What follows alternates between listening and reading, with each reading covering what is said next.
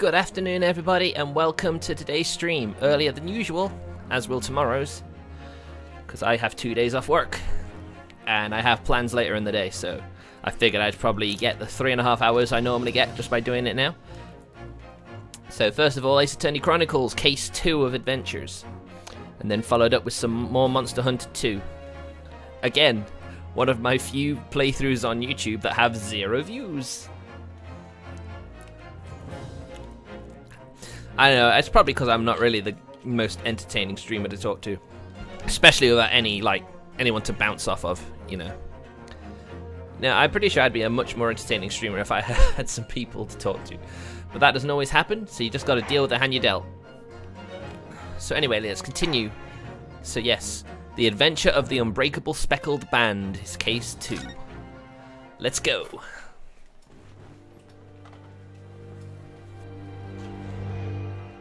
The Adventure of the Unbreakable Speckled Band. It's a crime on a cruise ship. In the corner of that small, dark room, Sholmes and I waited with bated breath. In time, there came from the ventilator a hiss and a soft, almost growl-like sound. Suddenly, Sholmes sprang into action, lashing furiously with his cane at a point in the darkness. "You see it, Wilson?" he yelled, his tense voice reverberating through the air. I raised my dark lantern's shutter, and the room slowly came into view. Sholmes was staring intently at one particular corner when he started whispering to me. The victim's most perplexing final words. The Speckled Band. I believe this is the terrible coil to which you referred, Wilson. In front of us was an enormous adder, its fangs bared as it threatened to strike. It truly was the most terrible speckled band I had ever seen. Okay. That's interesting. So, death by snake bite then? Isn't that literally just an accident? 9th of January, 6:37 AM. Oh, it didn't even let me finish reading it. So then, let us unravel this mystery and discover what events led to this curious murder. Pray, do excuse me. It's Sherlock. It's Sherlock Sholmes. No marks to suggest the bolt was tampered with in any way. So, this would appear to be a locked room mystery. In his final moments, the victim scrawled a message on the floor. Almost certainly with the ink from this upset bottle. You'd think so. Russian word. So the victim was a Russian man then. And the letters are well formed, suggesting he was compos mentis at the time. Still This conscious. is the most extraordinary script. And evidently not penned by the same hand as this message. In fact, I deduce it was written by someone of a different nationality.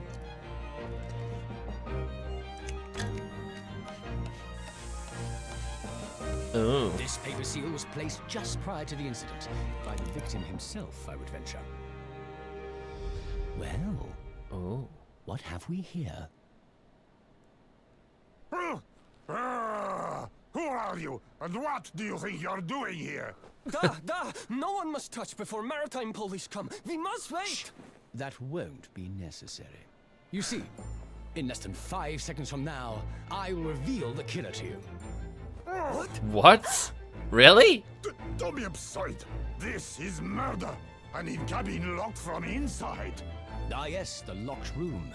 But that mystery is paper thin. It's been 5 seconds, by the way. You don't mean the culprit is in there? Who are you, and where have you come? I'm a great British consultant detective, the only one in the world. Sherlock Sholmes. I presume you must have heard of me. Who is in there? Who could it be? Ugh, my head is throbbing. Oh god. Ryunosuke, is it you again? You've been framed again. What's going on? Something's not right here. There's trouble in the air.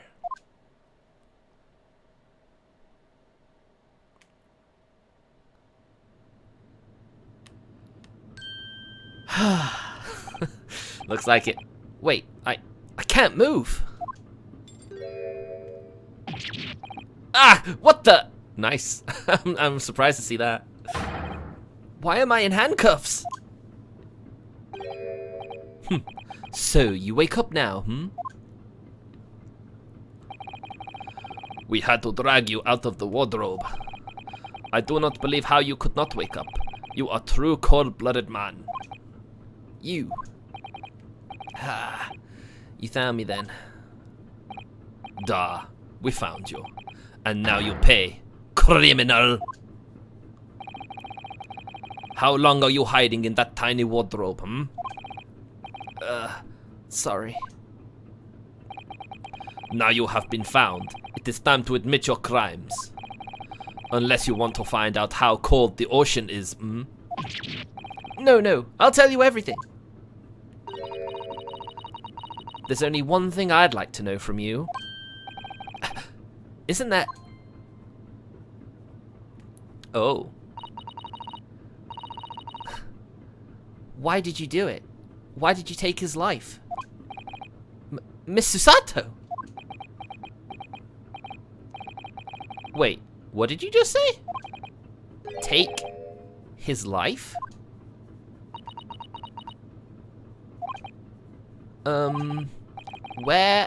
Where is he? Where's Kazuma?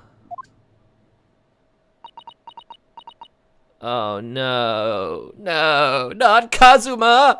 Ha! You pretend you do not know? You are a wolf in sheep's... are the killer. Do not try to make excuses. What?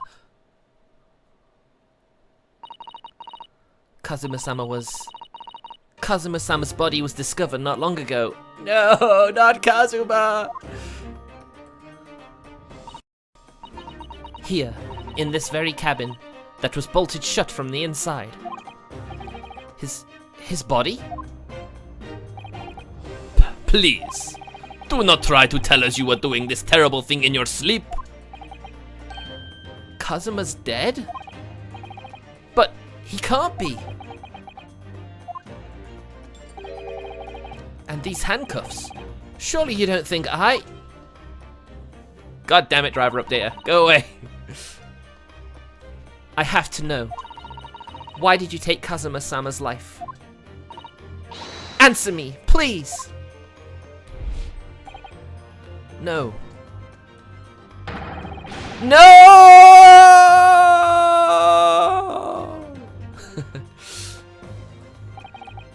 Kazuma. It was just 2 short weeks ago. Are you sure about this? Won't we get in big trouble? Ha ha ha ha ha. Don't you find it fun being a stowaway? Besides, how else could you come to England with me to study? It was really something else when they brought your luggage in here earlier, though. The way the Russian crewman just tossed your traveling case onto the floor. I thought I was going to die! Yes, I still can't quite believe that. I really didn't think you'd be able to fit in my trunk. You must be even less of a man than you look. Oh, that's harsh. Hey! Honestly, I thought I'd broken every bone in my body. Well, it's about 50 days until we dock in Great Britain. So that's how long it used to take back in those days. From Japan to Britain. It's halfway around the world. But if you confine yourself to my cabin, I don't expect anyone will discover you. I hope not. I get the feeling those Russians wouldn't be very forgiving of a stowaway. The way they're acting to a potential murderer, yes, I can see that. They're a sturdy bunch, that's for sure. What I want to know is, why do we need to keep it a secret from the young lady? From our faithful dutiful assistant Mikotoba, you mean? From your close friend? More to the point, surely we could confide in her, couldn't we? I don't believe she'd give me away. No. But if she knew that what would be done, that would make her guilty by association. It's best that only you and I know about this. I suppose so. Anyway, it's about the time that the steward is supposed to come and clean the cabin. I know it's cramped, but you'd better get in there. I think it won't be for long. And anyway, compared to hiding inside my traveling case, it'll be a breeze. And it will. Yes, but what if the steward decides to open the wardrobe for some reason? Then I'll be in for it. Stop worrying. I tell you what, why don't you write "keep out" or something on this piece of paper? What? Then I can stick it over the wardrobe doors once you're inside. I don't know.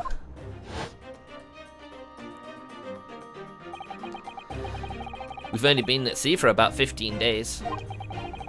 How can this have happened? We were supposed to be going on this adventure to England together. We'll leave you at next port. Stay quiet until then. Don't make more trouble for yourself. Murderer. No, I'm not a murderer. Duh, you said before. You said you admit everything about your crimes. No, that's not right. I mean, yes, I did stow away on this ship, but... murdering my best friend? No one else could have done it. Admit the truth. Well, we had a steward coming in, didn't we?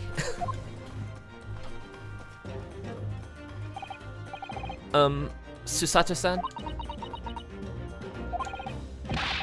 Please, tell me what happened. I need to know. Very well. But there is something I would like to ask of you too. Ugh, those eyes. She looks like she's ready to destroy me. This nightmare is getting worse by the minute. I suppose all I can do is try and find out what really happened. Alright, Kazuma's death. He really has been killed, hasn't he? This isn't just a bad dream? And these handcuffs. They think I did it? They think I'm Kazuma's killer? When they found him, the cabin was locked from the inside. What do you mean? There's no access to the cabin via a porthole window, and the bolt on the door can't be operated from outside.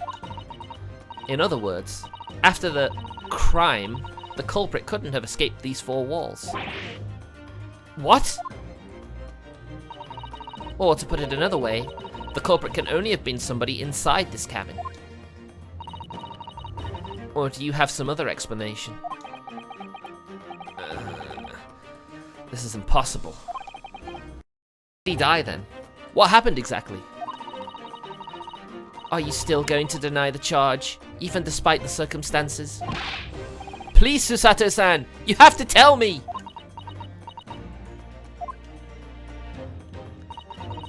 The cause of death is still undetermined. They don't know how he died? The ship's doctor is examining the body, but of course he has no post-mortem analysis experience. I don't suppose we shall learn more until an expert has been consulted at the next port of call. So presumably that means there were no obvious external signs of injury then. That's true, yes. Alright, and what about the incident? Can't anyone tell me what actually happened here in this cabin? I don't understand it. Why would anyone want to kill Kazuma? Presumably that's something you know the answer to better than anyone. Please. Whatever you say, you were here in the cabin after all. Well, yes, I was, but...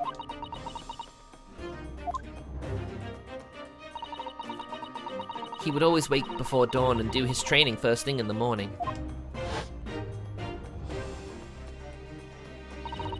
I was waiting outside his cabin, as I have every day so far on this voyage. But this morning, he did not come. I could sense that he wouldn't. Does that mean he was already dead when Susato arrived at the cabin door window? I knocked, but there was no reply. Then I started to become worried, so I went to find a member of the crew. crewmen forced the cabin door open, and when we managed to get inside... No! There was Kazuma-sama, collapsed on the floor. Did Kazuma know Russian, though? He needed to learn English, but I don't know why he'd know Russian. That's an inconsistency. Unless the game will give us some more clues on that. There was Kazuma-sama, collapsed on the floor.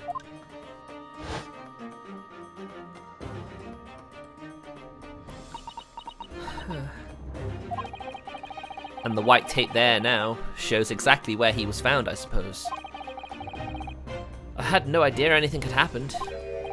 I must have been asleep in the wardrobe somehow. I wish it wasn't the case, but that's just very hard to believe. This is all very hard to believe for me too, trust me. Now I've told you everything that I know, so it's my turn to ask you a question. The question you've been asking us the whole time, right? Yes, alright. My head feels so heavy. It's still throbbing like anything. Aha, some more stuff. Stowaway. Why are you even on board this ship, Naruhodo-san? You said something before about being a stowaway, didn't you? Oh, yes. I'm afraid that's true. It's 2 weeks since we left Japan now, and I've been shut up in this cabin the entire time. I had no idea. But how could you have occupied Kazuma-sama's cabin for so long without him noticing? No, no, no, no. That would have been impossible, obviously. Yes, of course. Kazuma invited me. He wanted us to go to England together. He actually asked you? But why? I'm afraid I don't really know the reason myself. I don't understand.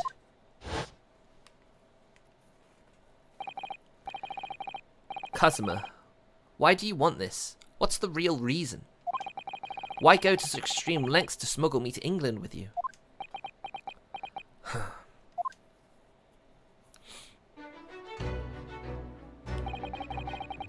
It's an idea that's been on my mind ever since the end of that incredible trial. I think I told you then, didn't I, that you ought to become a lawyer yourself?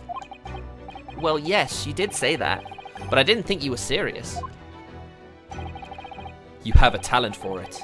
I can assure you of that. But I've never really thought about becoming a lawyer. Well, that's something you can decide for yourself. London is at the spearhead of cultural development, the centre of the world in many ways. There can't be any harm in seeing such an important place with your own eyes, can there? Well, no, definitely not. But on a personal level, if you were to become a lawyer, then... Then what? Nothing. Forget it. Huh? How very mysterious. Kazuma-sama is... He was always saying the same thing. That he wanted to change the Japanese legal system. Perhaps he thought that he could do that with you. Yes, maybe. But something's still bothering me a little. The look in his eyes, then. It was darker than I've ever seen it before. Susato-san. I'm sorry that we kept it a secret from you. My stowing away on this ship, I mean. If I know Kazuma-sama, I expect he was trying to protect me, to avoid me becoming guilty by association. That's exactly right, yes. Word perfect, in fact. They know each other very well, don't they? Excuse me, I need a drink.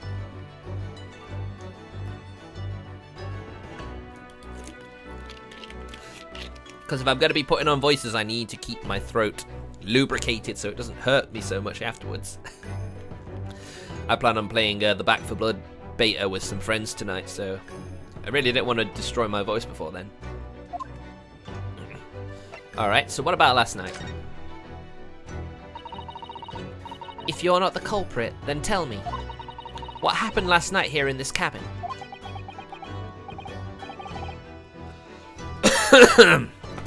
Oh, Martin. Why you do that? Well, the thing is, I don't really remember. Suspicious. Kazuma brought me something to eat, just like he always did.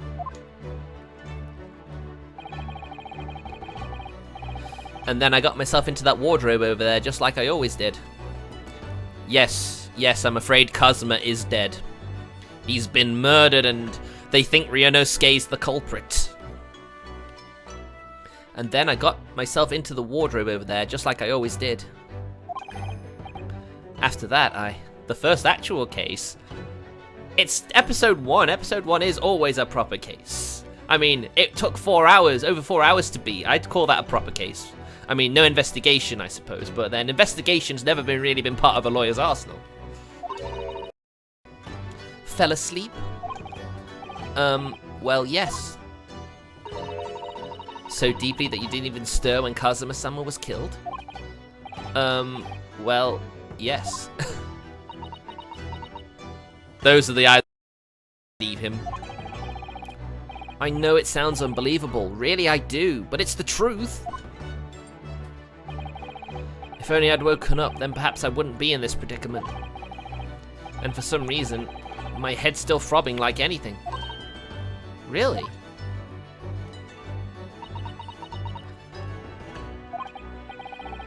Is something wrong? Oh, no, it's... Please, forget it. Susato-san, you have to believe me! I didn't do it! I really don't want to doubt you. But the trouble is, there is no one else who could have possibly have done this. Well, they let us examine the crime scene at least. Kazuma, I don't understand. Why? Why did this have to happen? I can't take this. Don't try to go anywhere. You're the perpetrator of this crime. You can't leave. I can't allow that to happen. I'm sorry. But Kazuma was killed right under my nose here, and I didn't do anything to stop it. I'm supposed to just sit around? My hands tied while whoever did this walks free? No, I can't allow that to happen. Well, what do you propose to do then? I'm going to investigate. I'm going to find out exactly what happened here. I'm going to work out who took Kazuma's life and how and why they did it. So I'm sorry, but you're going to have to excuse me. Hiya! Whoa, she knows martial arts. Of course she does. What the? That was a Susato takedown. Susato what? What martial art form is that? I'm going to need you to prove it. Sorry? Prove it? Yes, your innocence. I need evidence. But how am I supposed to... Have you forgotten already what you achieved just a few weeks ago? You successfully defended yourself in a court of law. Ah, I see. She's expecting me to present some conclusive evidence. I have to get Susato-san to believe me. I'll show her some evidence right now that proves I'm not guilty of this awful crime. I mean, that's his university pin. That doesn't mean anything. So it's this, right? Kazuma would stick this over the doors of the wardrobe for me. It says, keep out in Japanese, though I'm not sure the Russian crew can actually read it. Let's present it then. Yes! Tell me, when I was discovered in the wardrobe before, was this piece of paper stuck over the doors? Oh, yes it was. I remember clearly. I thought so. Kazuma always put it in place whenever I went to sleep in there. Just in case the cabin steward or another crew member decided to look inside. So naturally, he did the same last night as well. Ah! Yes, of course! The gentleman who discovered you peeled that sign from the wardrobe doors before he opened them. But if I were truly the culprit, I couldn't have climbed back inside the wardrobe and stuck this on the outside of the doors on my own. Boom! Yes, that's quite true.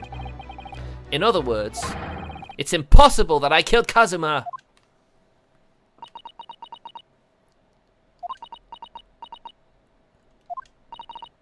Well, even if you are sprawled hopelessly on the floor, I can see why Kazuma-san thought so highly of you. Thank you, Susato-san. Now, do you think perhaps you could help me up? Oh my. I do like these dynamic angles we're seeing. And the first person view as well, that's something I've not seen before. But then I only played the first 3D one and not even all the way through, so I don't know. Well, in the light of that evidence, any reason why I should stop you from investigating in here at least. Thank you! So you finally believe me? I'm sorry, no. What? I'm not sure yet. I can't rule out the possibility that you used some sort of conjuring trick to put the sign back in position. I guess there is some supernatural elements in the Ace Attorney universe, so I guess we can't rule that out. What does she think I am? A magician? Well, he's no Trucy, right, is he? For now, I suggest you investigate as thoroughly as possible in here. I'll do the same. Alright, let's get to work, Susato-san. Please don't misunderstand me. I still have my doubts. Oh. I shall be watching you to make sure you do nothing that might disturb the crime scene. I wouldn't want you using your conjuring tricks to destroy evidence, for example. Right. Well, anyway, I should make a start on investigating in here. Examine everything I can. Kazuma, I swear, I will avenge your death. Alright, so we examine. Ah, he's here still. I wonder why he's letting us do this. Seigi, the Japanese word for justice. The brushstrokes are straight and true, just like Kazuma. Yes, his calligraphy was always a reflection of his heart. Yet can you really look at those characters without feeling shame, knowing who drew them so thoughtfully? Of course I can! I mean, I'm innocent, so why shouldn't I be able to? Even though you stowed away on this ship? Well, that is a crime he is certainly guilty of. Now you're going to bring that up, are you? I can't win. Gotta be thorough. Oh dear, that won't do. Oh, what's the matter, Susato-san? Whenever I'm examining things, I always find myself so focused I forget to look around properly. Ah, yes, that's not good. I don't suppose you're as foolish as me in that regard, are you, Naruhodo-san? Ah. I'm sure you're careful to look around using the D-pad, aren't you? Now, let's investigate all corners of this cabin. Yes, let's do that. I suppose my field of vision has been rather small until now. He's very focused, isn't he? Ah, there we go. A vent? I think that's some kind of opening for a ventilator. A hole through which fresh air can circulate into the cabin. Isn't that a little odd? What do you mean? Well, this ventilator, if that's what it is, looks like it must connect to the next door cabin. Yes, it would appear to. You're right. But if its purpose is to allow fresh air into the room, surely it should be connected to the outside. That's true. Perhaps it's so that the rain and spray don't find their way in when the seas are rough, or something like that. I suppose. Maybe that's it. What about this scroll here? This is... yes, it's a bell cord contraption, I think. What do you mean, contraption? There's my little brother going to work. He lets the door slam shut behind him. Because it's one of those doors that has an automatic shutter on it. I read about it in a book I was studying that talked about life in Great Britain. Large households often have bell cords like this, which you can pull to ring a bell to summon servants. Really? That sounds almost magical.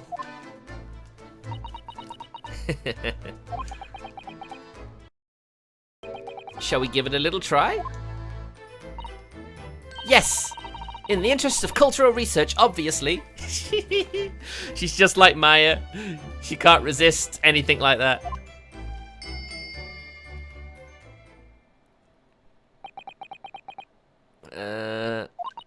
I wonder why the sailor's letting us do all this shit. I suppose nobody comes for lowly Japanese people. No, I'm sure it's just that everyone is busy, that's all. Probably a good thing, though, isn't it? Ah, the wardrobe. It's some 2 weeks since we set sail from Japan. Have you really been living in that wardrobe the entire time, Naruhodo-san?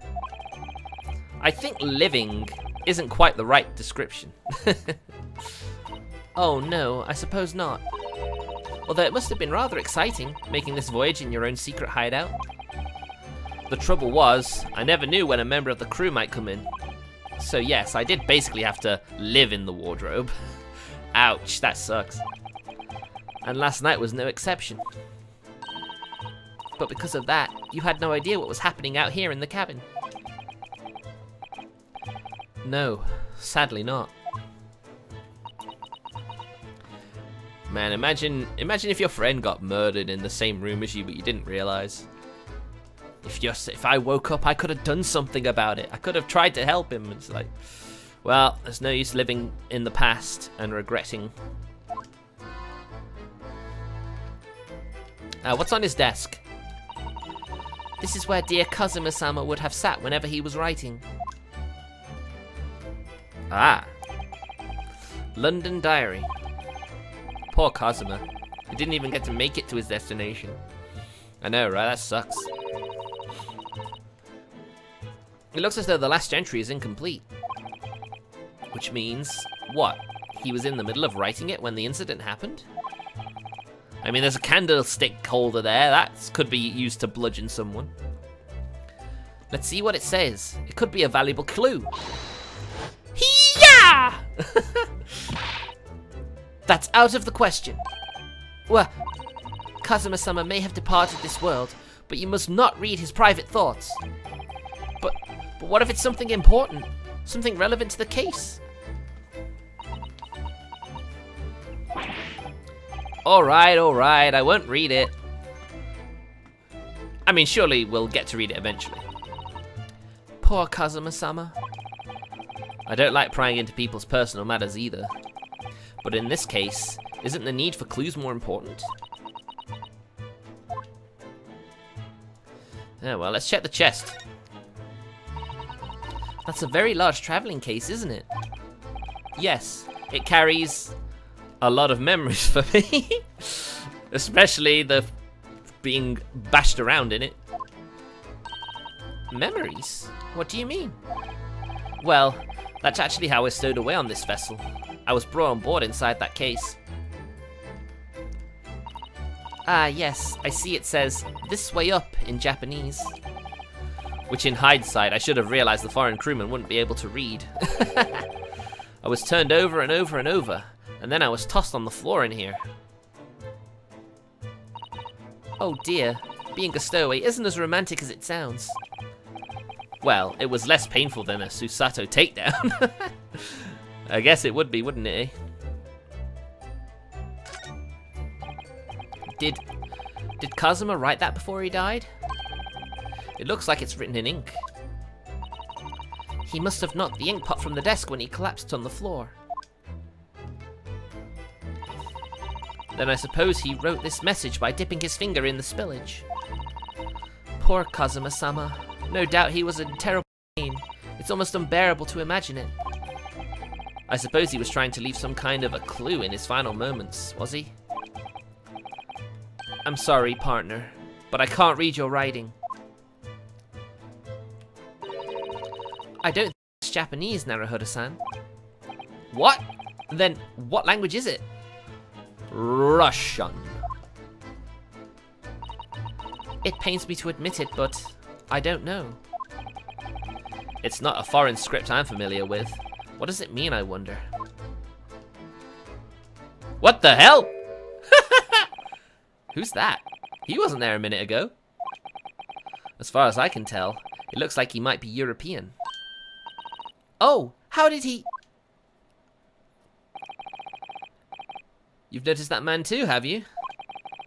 I've no idea who he is or how he gets in here, but he looks suspicious and tall. Suspiciously tall! Naruhodo-san, don't tell me. Do you really not know who that is? Well, no. I don't have any foreign friends or acquaintances at all. He doesn't look like a member of the crew.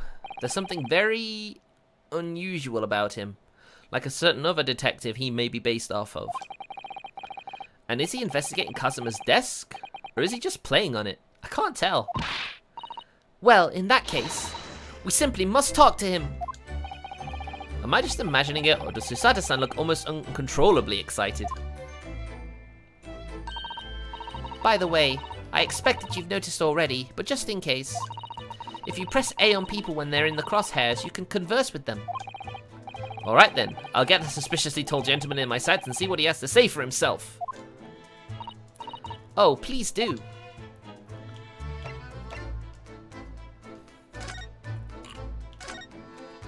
Let us talk to the Russian person first. Perhaps I should see what this Russian crewman makes of the scene of the crime. Excuse me? What? I was wondering how it's going. The investigation, I mean. Grandmother told me Japanese do not make jokes, but is not true, I see. Sorry? The criminal asking investigator for information about his crime, very funny. It wasn't supposed to be a joke. He doesn't appear to be laughing either. He's convinced you're guilty. He might have useful information though. I have to keep trying. So last night, did you notice anything out of the ordinary at all? I don't think he's gonna say anything, is he? Niet, of course not. Now back to corner of room and make silent. I say no more to you. Did I hit a nerve? Just for a minute there. He seemed a little flustered. Damn. There's his sword. That's Kazuma-sama's precious sword. He never went anywhere without it. Yes, he was always saying that a Japanese man's katana is his soul. I believe he had to work very hard to convince the government to allow him to bring it on this trip. I suppose that shows just how important it was to him. And now he's gone. But I'm not ready to let his spirit go just yet.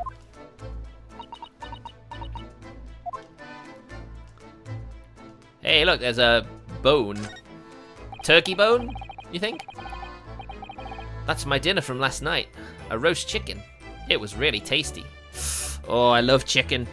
Chicken's my favorite meat. I wish I had some now. Yes, it was very delicious, wasn't it?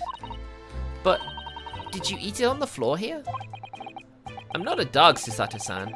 I ate at the table, of course. Which begs the question of when and how the plate ended up on the floor. But Kazuma-sama didn't like chicken at all, did he? No, that's right. So he didn't touch it. That's sacrilege. Kazuma, I'm disappointed. Which meant all the more for me. Oh no, does that mean poor Kazuma-sama spent his last night on this earth with an empty belly? It's just too horrible. Ugh, now I suddenly have a guilty conscience and an achy stomach. Oh dear, that is true though, isn't it? There's a knife on the floor, why are we not highlighting that? There's nothing on this table at all. The plate and cutlery were all over the floor for some reason. Last night when I went to sleep, I'm sure everything was still. No, wait a minute. What is it? That's funny. I can't seem to remember anything about what happened after dinner at all. Suspicious. So then perhaps you are responsible for what happened to Kazuma-sama. No. I'm innocent, believe me. What do you think this is? It looks like a broken piece of glassware. Whatever this thing was, it appears to have broken clean in two. The glass is such a beautiful color. It looks like a cute little Netsuke fastener from a kimono outfit. I'm not sure that sounds like Kazuma. He wouldn't have secretly carried a cute little trinket like this around with him, would he? Drugs in the food. That's most likely it, actually, isn't it? I assume the criminal was gonna drug him and then finish him off while he was asleep. But of course, when he came into the room and saw he was still awake, he was obviously like, shit, I need to find some way to silence him. And the mark beside it, what is it, I wonder? It has a sort of brick-like hue. Yes, you're right. It is in the color of brick, isn't it? Even though I don't see anything of the same color anywhere else in the cabin. What about the shelf? The books have fallen over on the shelf. Look, they've all toppled the same way. And what's this? A statue of some god of the sea? Although he's fallen over as well. Yes, it's almost as if the whole shelf has been ransacked and everything mown down at once. I wonder if perhaps it was Kazuma-sama doing his morning sword training, do you think? I seriously doubt it, because he was apparently dead before he did that training. Then perhaps Naruhodo-san, in a fit of rage? I wouldn't have bothered leaving the wardrobe just to mess up a few books and a statue. Could the way these things have been thrown about have anything to do with the case, I wonder? Well, I'll just set everything straight again. I don't like to see a mess.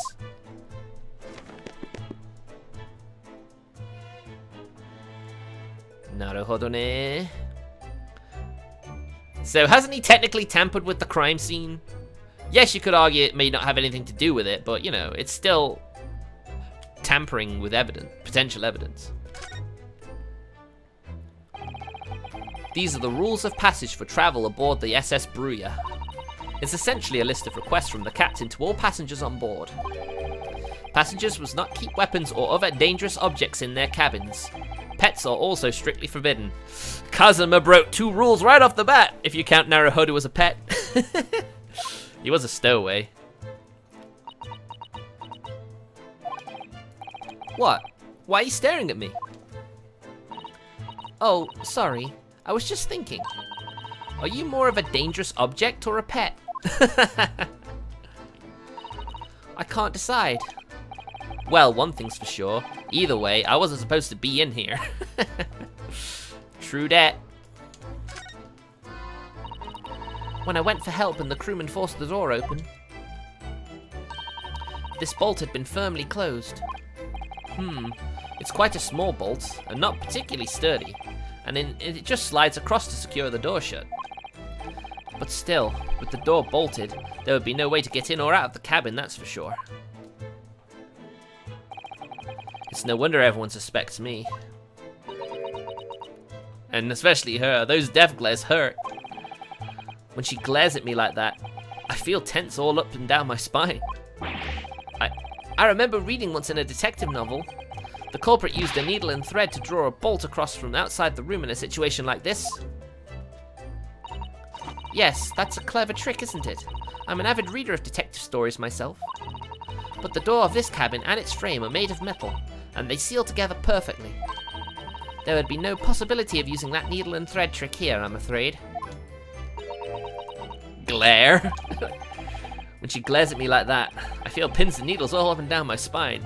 I don't think he really needed to repeat that, did he? I've already checked that. Just get through it. It's just a shame I can't just go out of the dialogue. You gotta commit to reading it.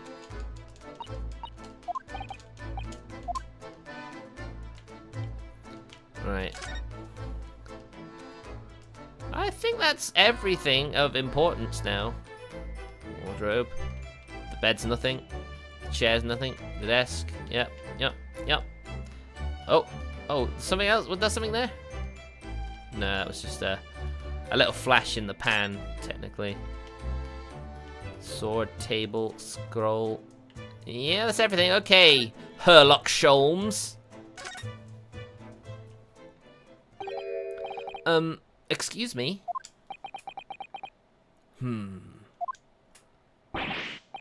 Excuse me? Do you have a moment? Shh! This is a critical point in my investigation.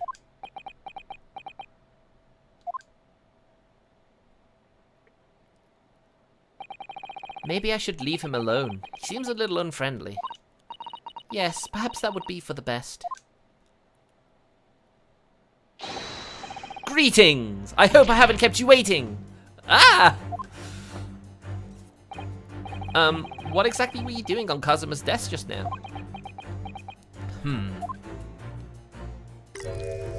Oh my god, those high-tech goggles for this time period, eh? Ah, I see. Fascinating. Sorry? What do you see? It feels like he's looking right through me. Oh yes, everything is clear now. The train of reasoning has run its course. My deductions have crystallized. You have been in Afghanistan, I perceive. Just recently returned, if I'm not mistaken. Huh? Sorry? What? And now, whilst venturing toward foreign climes, you find yourself in a most troubling predicament. Oh, well that's true at least. But how? How the deuce did I know, perhaps? It was really a most elementary deduction, hardly worth explaining. Have you perhaps managed to deduce anything else? But of course, a great many things. There is no mystery, my dear madam.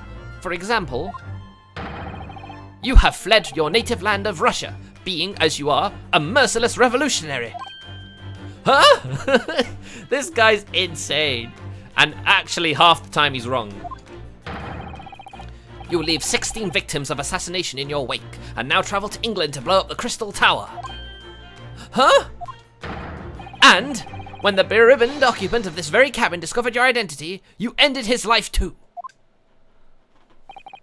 Yes, I believe that summarizes the facts beautifully. No need to hide the truth now. Nothing deceives these eyes.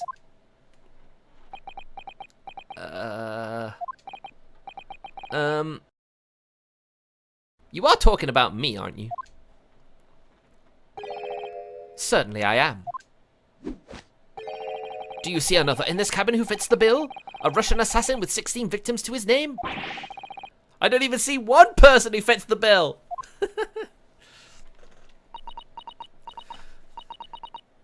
So it's true. It was you who did this to Kazuma-sama. What? And you're plotting a revolution too.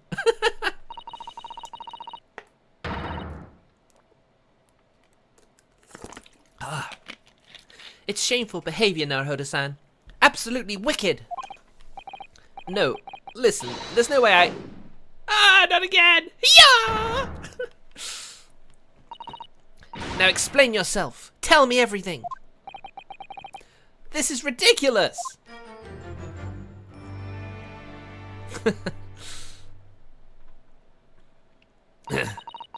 How could you do it? For pity's sake, open your eyes. I'm not a Russian revolutionary, obviously. Oh, forgive me.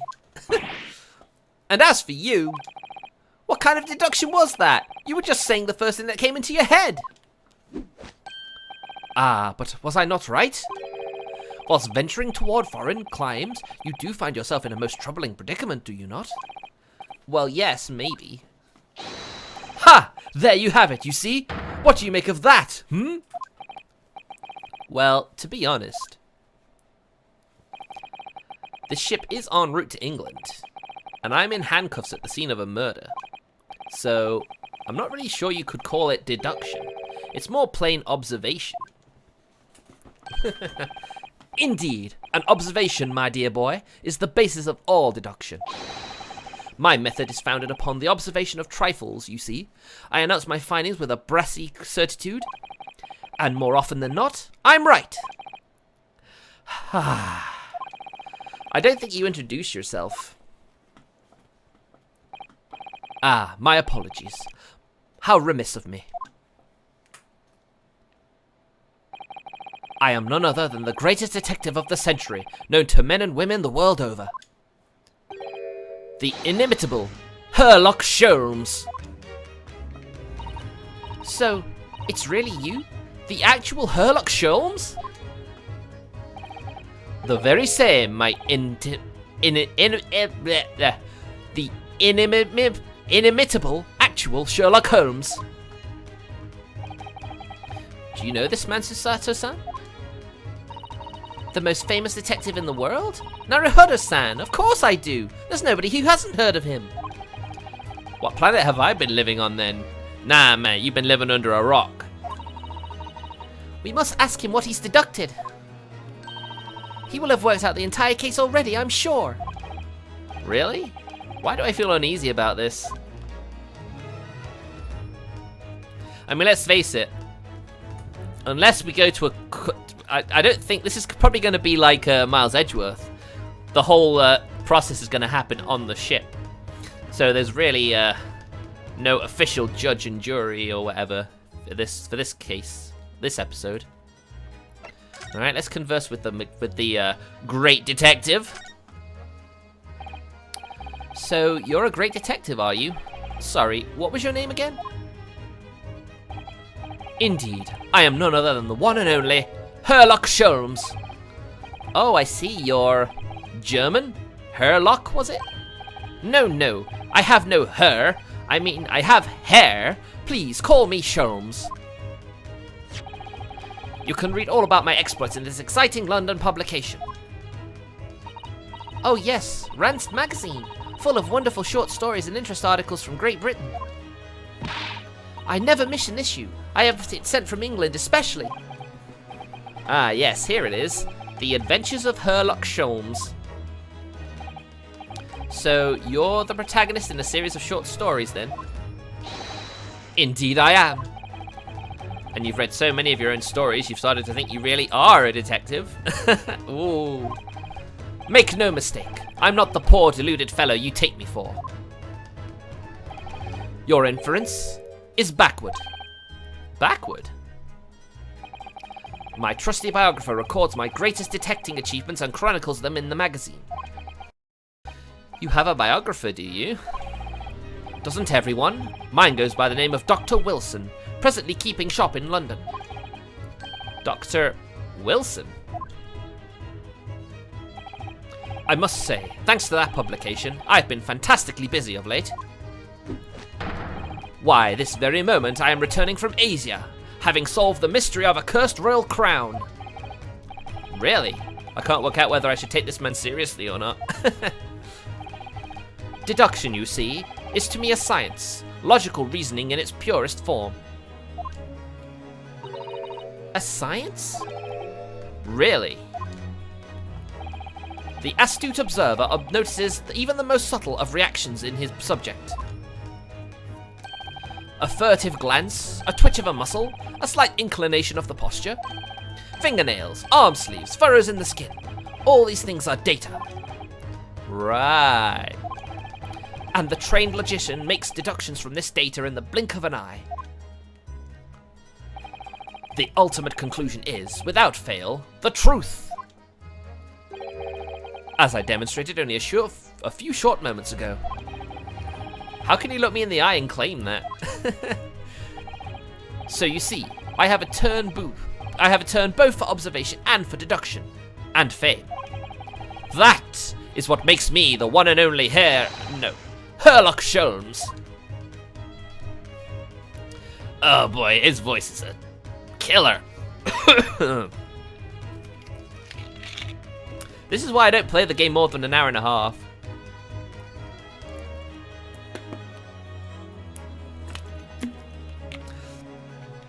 I wonder if anyone would actually mind me just using a normal voice or trying to put on an accent or whatever.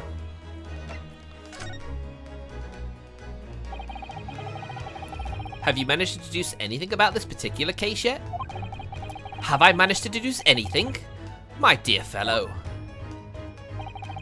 Who do you suppose discovered the culprit in his most cunning hiding place? That's right. It was none other than the great detective before you now, Mr. Sherlock Holmes. Ah, I see. In other words, I'm in these now because of him. When I became anxious about Kazuma-sama this morning, I summoned all the crew members to force the cabin door open. And I concealed myself among their number, gaining entry to the scene of the crime. Yes! Luckily for everyone, the great detective Sherlock Holmes was on board. And the handcuffs seemed to be an excellent fit in Mr. Naruhodo. Ah! The very moment I laid eyes on the scene, 2 facts were immediately apparent to me. Oh, really? 2 facts, you say? Whoa. That unlocked a load of stuff. Mr. Sholmes, tell us, please. What 2 facts were apparent to you when you came into the cabin this morning? Ah, yes. But first, let us be precise. The 2 facts in question were immediately apparent to me. Yes, I understand. But what were they? Allow me to elucidate. Or elucidate. Or elucidate. Ah. The 2 facts that I deduced from a mere momentary glance at the scene of the crime were as follows. Number 1, the cabin was locked from within, rendering escape of the culprit out of the question. Number 2, the victim was Russian and killed following a dispute with an acquaintance. Hold on, Mr. Sholmes. What made you think the victim was Russian? Observe the dying message left by the victim on the floor.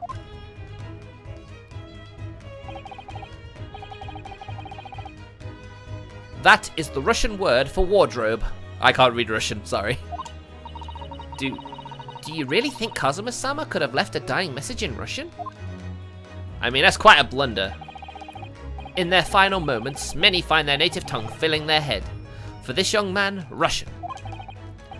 Kazuma was Russian, was he? Surely with observation you could tell clearly from his ethnicity that he wasn't Russian. This guy's a loony. Initially, I considered Garderob may be the name of the killer.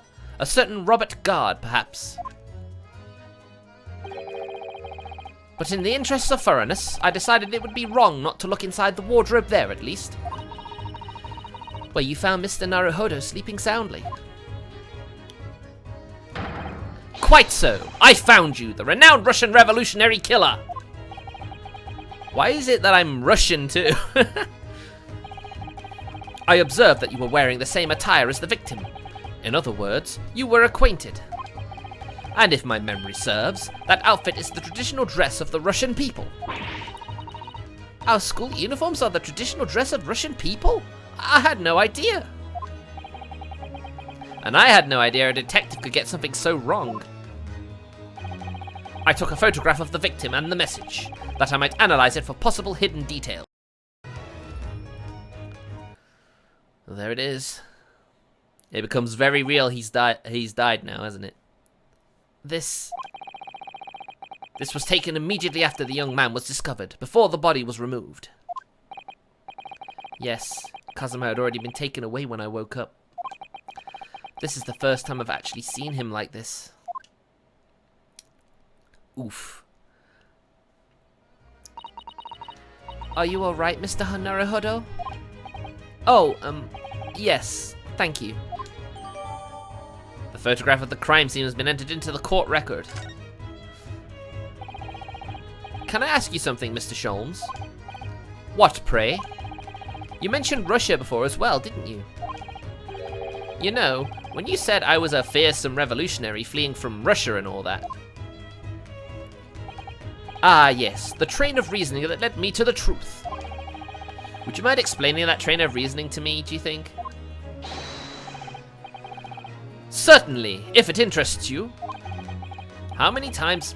I'm not Russian, and I don't speak Russian. Alright, your deduction just now. Can we talk about your deduction before? The things you concluded are about me, I mean. Ah, the now famously accurate, troubling predicament you find yourself in. Actually, it was the other details that I was more hoping to discuss. You know, the merciless Russian revolutionary and assassin of 16 part? Ah, yes, the more sordid details. It was a fairly commonplace deduction. Here we have this morning's paper. The main headline reads, Revolutionary Violent Borshchev flees Russia via Shanghai. Or Borshevich. This vessel made a port of call to Shanghai yesterday, and last night the young Russian was murdered. Since when was Kazuma a Russian? It sounds like Mr. Sholmes has concluded he was Russian because of what Kazuma-sama wrote on the floor. It was a simple act of reasoning to realize that the culprit of this crime was the same merciless revolutionary. One who would kill the very man who helped him to escape after his true identity was discovered. Yes, you, Violin Bolshevik, Violin Bolshevik. No. How could it be me? I don't look anything like this man. Just look at his face. Well, you are a fearsome after all. Therefore, you have no doubt learned to revolutionize your appearance as well. Please. And, I might add, your name does not appear on the ship's passenger list. Need I say more? Well, that's because I'm a stowaway. What about the other details? The 16 victims of assassination and blowing up the Crystal Tower. Ah, yes. The journalist clearly interviewed the man and printed all those particulars in the article. The deeds the man has perpetrated thus far, and those he is plotting. Yes, everything about this revolutionary Bolshevik was included. There can be no mistake. Do revolutionaries usually agree to interviews with newspaper reporters, I wonder? And what about the part where you said I was just returning from Afghanistan? Also quite clearly stated here in the article. Bolshevik is recently returned after a period of subversive activities in a war-torn region of Afghanistan. Where even is it anyway? This Afghanistan place. Here, take the paper for yourself, as a little memento of this great deduction. Oh, thank you. I've absorbed all of it that interests me within these pages, but I see no rubbish bin nearby. The article about the revolutionary has been entered into the court record. And you may find the article on the back page of interest as well. On the back? Cast your eye over it sometime if your interest takes you, though you may need someone to interpret. It's all written in Russian. I couldn't hope to read it. But I suppose it wouldn't hurt just to glance at the article. Maybe there might be a picture or two. Let's have a look then, shall we? Alright. We've got one picture in there.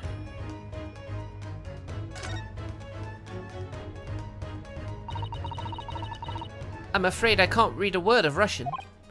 No, me neither. I have no idea what any of this says. The pair of you floundering is a sorry sight. Allow me to offer some assistance. The article on the front page of this newspaper is concerned with a fearsome Russian revolutionary. It reads, Revolutionary Violent Bolshevik flees Russia via Shanghai. Yes, you told us that before. It reveals also that those who see the man's beard with their own eyes never live to tell the tale. Oh my goodness, he is fearsome. Well, presumably the newspaper photographer was alright, wasn't he? The solution is obvious, of course. If he despises his beard to that degree, he need only shave it off. I'm not quite sure that's the problem, Mr. Sholmes. And now we can see it from the side. I won't let us open it. Let's have a look. Oh. This is interesting.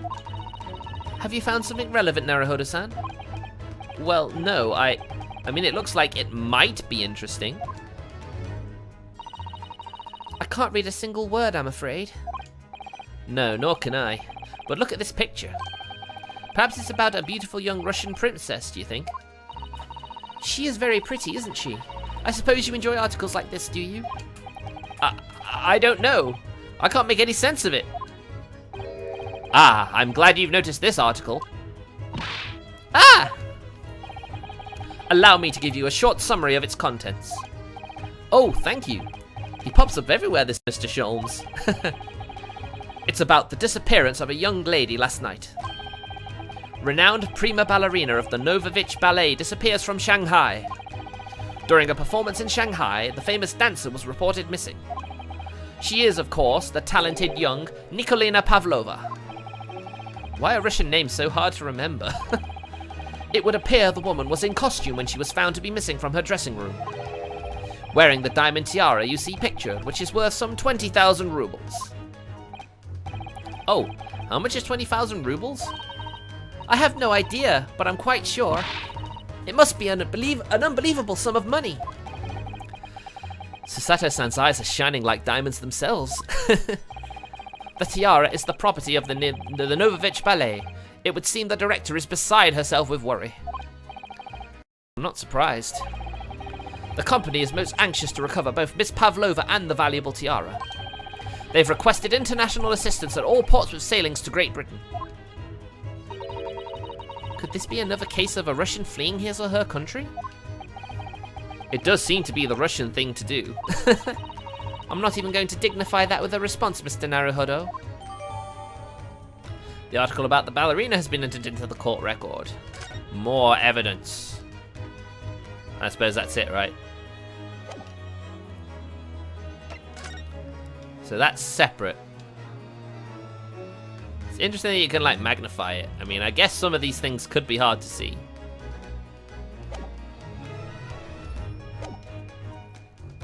Alright, what were you investigating, Sherlock? Before we started talking, you were examining Kazuma's desk, weren't you? Kazuma? Ah, yes, the victim. And he thinks Kazuma is a Russian name. This guy, man, this guy. Did you notice anything useful? Anything at all? Observe for a moment the desktop of the victim. We see that the victim was engaged in penning some text. London diary. Kazuma was keeping notes of the trip. Ah, but I don't think you should read his private writings. It could upset people. Tragic. And something you ought to perhaps elucidate before the act of reading. You mean you've read it already? It is my business to know what people do not. Yes, believe it or not, I know a smattering of Japanese. Oh, I see. Well, you're about to know what a Susato takedown is. She's not gonna do that, she admires the guy. Susato-san, aren't you going to throw the detective with one of your trademark takedowns? I'm sorry, Naruhodo-san. What on earth do you mean? Life is so unfair. Anyway, to return to the matter at hand, namely this diary belonging to the victim. It would appear the final sentence is incomplete, as if the author were cut short. Tell me, what is the nature of the writing? Pray be precise as to details. Oh, but I thought you knew Japanese. A smattering, dear boy, a smattering. Sayonara, bonsai, mikado. Oh wait, sayonara, bonsai, mikado, nado nado. I trust you're suitably impressed. But this diary is littered with complicated looking characters of which I can read precisely none. So what was all that showing off about before then? If you would be so kind as to show me, I would be happy to read it to you, Mr. Sholmes. Life is so unfair. Much obliged, my dear madam. The final entry here is in Kazuma-sama's diary consists of 2 short sentences. The first reads, 1:23 a.m. I can hear a faint whistling sound. A whistling sound? These are very deep waters. Pray, go on. The second sentence reads, 1:35 a.m. What looks like some sort of speckled band is dangling from the ventilator grill. A speckled band? What on earth does that mean? I have no idea. I've never heard that expression before. The ventilator grill, you say? The man was presumably referring to the lattice there on the wall, which connects to the adjoining cabin. Yes, the adjoining cabin. Kazuma's diary has been entered into the court record now.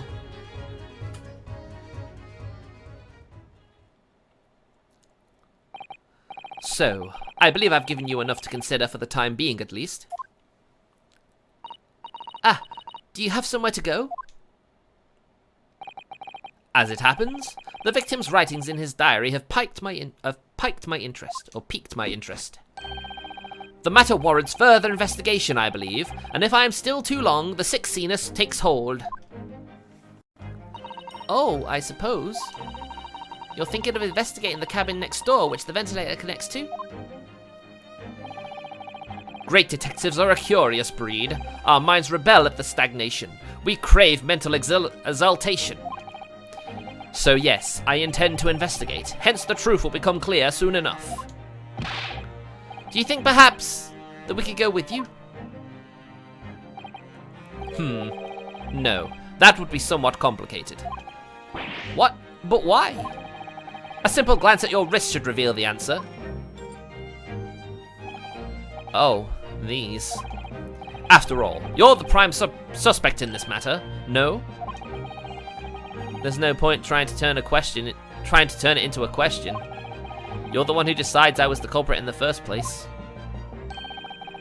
Whatever do you mean? I have no recollection of naming you as the culprit at any point.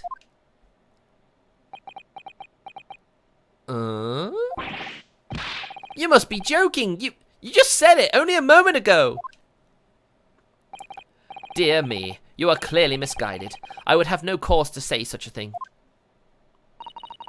Well, actually, Mr. Sholmes, I did hear you say that too. You're quite sure?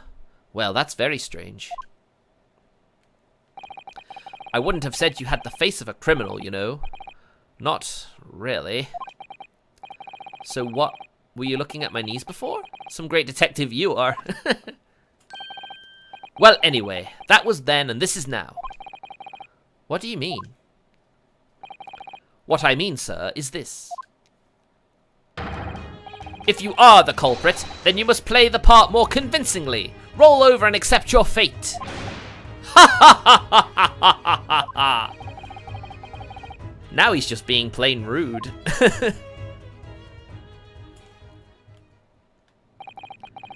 And off he goes, having just laughed in my face. His sense of humor is as twisted as his name.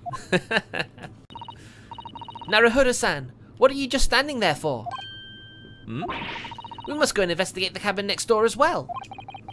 Aren't you forgetting something? What about these? There's no way I can... Hiya! Again, really? After Kazuma-sama spent his dying moments struggling to leave us a clue, you're willing to give up? You're just going to roll over and accept your fate? As if you gave me any choice in the rolling over part. Oh, I love it. I think we still have some investigation to finish off in here first, don't we? Let's carry on examining what we can in this cabin while we wait for a chance to slip next door. Good idea. The situation doesn't look good for me, but there are still things I can do to help myself. And I owe it to Kazuma to do everything I can to find a way out of this. And bring the real culprit to justice. Is that? Is something wrong, Naruhodo-san? Oh, no. It's just that crewmate standing by the door. I can't help feeling like I've seen him somewhere before.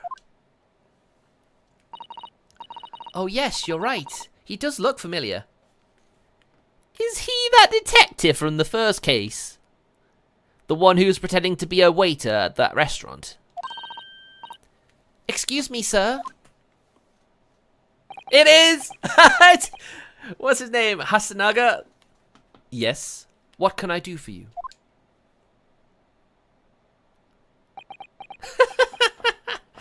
Man, what's he doing here? I recognize that face, but it can't be. There it is. It is! I didn't know you were here, Inspector Hosonaga.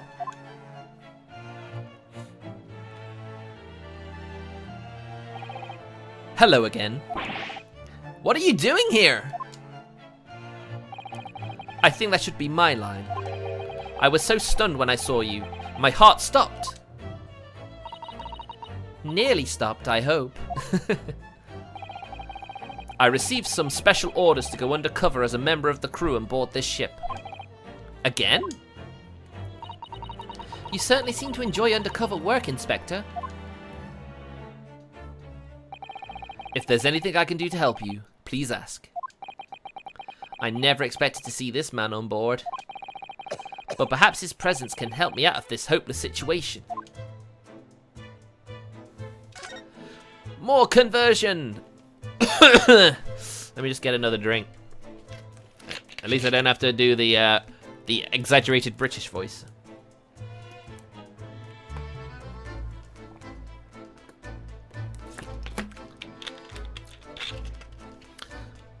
So what are your special orders then? So what are your special orders this time, Inspector? Yes, and why are you dressed as a member of the crew? I can only assume he's after that Russian criminal. I'm so sorry. This is all my fault. I take full responsibility. For what? My orders were to act as Asogi-san's bodyguard. What a twist!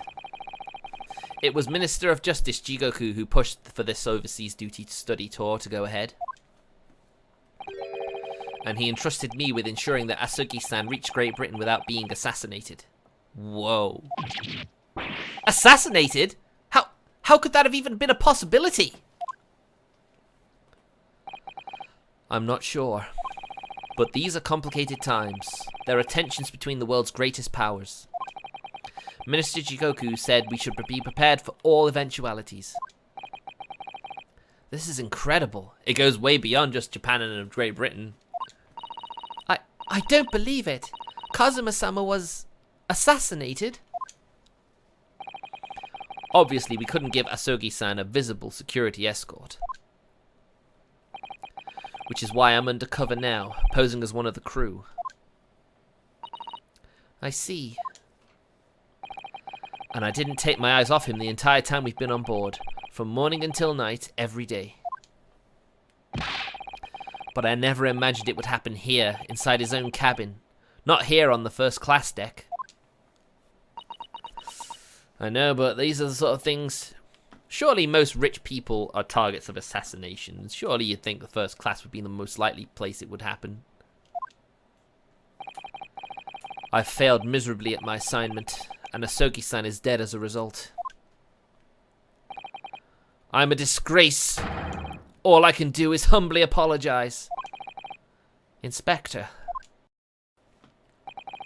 So if there's anything at all that I can do to help now, just say the word.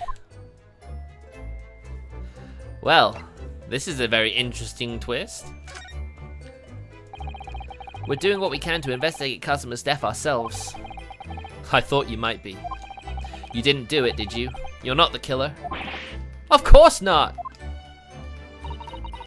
We'd really like to investigate the cabin next door. Yes, so we need to be allowed out of this cabin. I'm sorry. What? You've been deemed a risk to the ship's safety. if you move to even touch the handle of the cabin door. That stormy-looking seaman there would surely snap your neck in two. I suppose I'm not just a stowaway now. They think I'm a murderer as well. Would it be possible to give me something to work with, do you think? I'm going to need something persuasive. What do you mean? If I had a solid reason why the next door cabin should be investigated, for example, I'd do everything I could to persuade the captain to allow it. Really, I'd lay my life on the line if I had to. But I don't see how. There may be a way. What? Really? Think of how you tried to persuade me of your innocence, Naruhodo-san. By presenting me with a piece of evidence that you already had in your possession. Evidence? It's just the same as when you were in court. You must have done it many times during your trial. Simply select the present panel and choose some evidence that Inspector Hosonaga could use. So, evidence that would give us a viable reason to investigate the next door cabin, is it? Alright, yes, I think I might know what we can use. Let's see if I can present the detective with the evidence he needs to persuade the captain. Now, I'm thinking it's the diary entry. I mean, that's the only thing I can obviously think of that would be it. So let's try it. Can I not? Oh wait, I've got to present, don't I?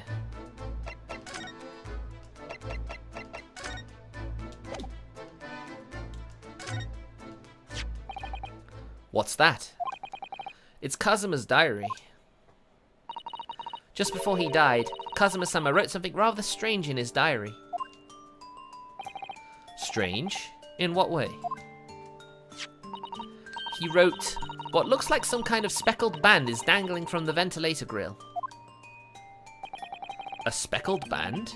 That is strange. Yes, we're still trying to work out what he meant by that, but what I'd like to know is... Don't tell me. The ventilator, is it? You're very astute, Inspector. That ventilator clearly joins to the cabin, next door cabin. That's right, so if we could investigate in there, we might be able to work out what the speckled band was.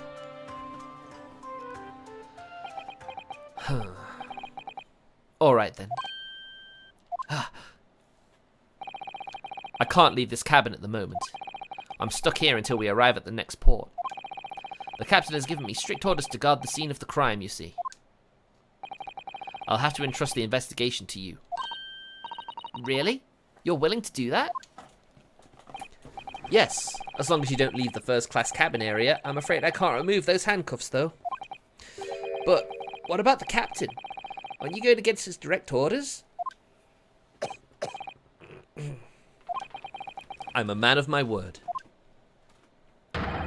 And I promise you that I will lay my life on the line if that's what it takes to convince the captain. After all, I failed to keep Asogi-san safe. This is the least I can do. Ah, he's such a good guy. Thank you. Let's seize the moment then, Naruhodo-san. Just select move and we can leave this cabin at last. Move? Alright, let's see what we can find out. Let's move.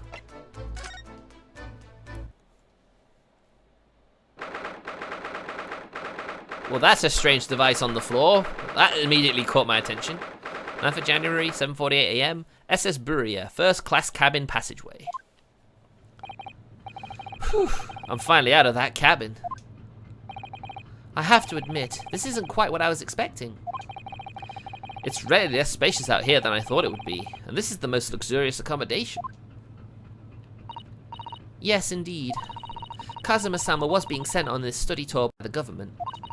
That's why he was being put up in a first-class cabin.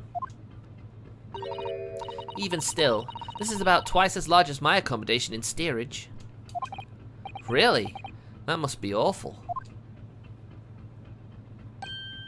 Oh, look over there. That's another crewman keeping watch. And he looks enormous, even if he's sitting down. He's a big guy.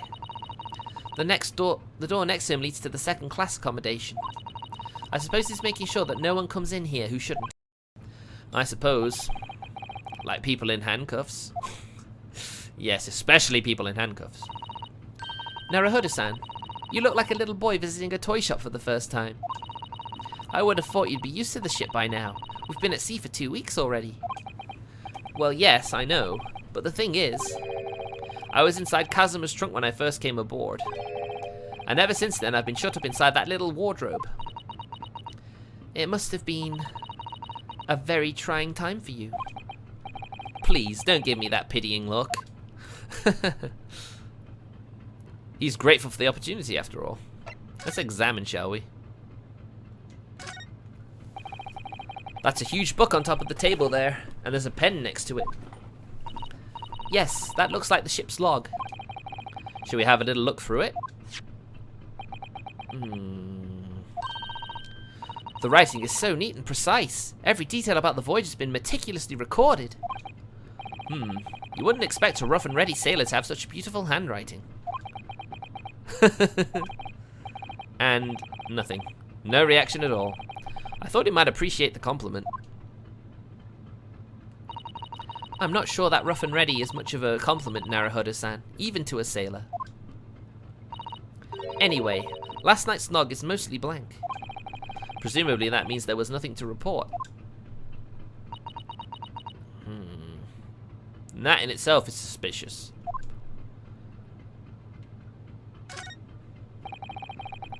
This looks like a plan of the SS Buria.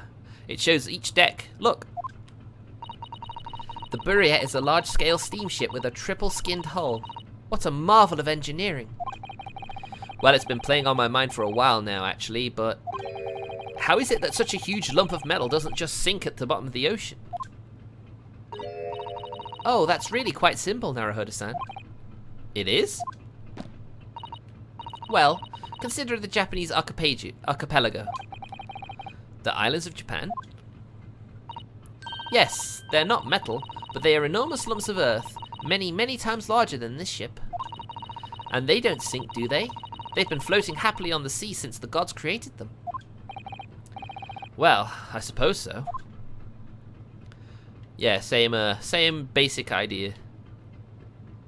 Let's talk to him. Excuse me, but could I ask you something?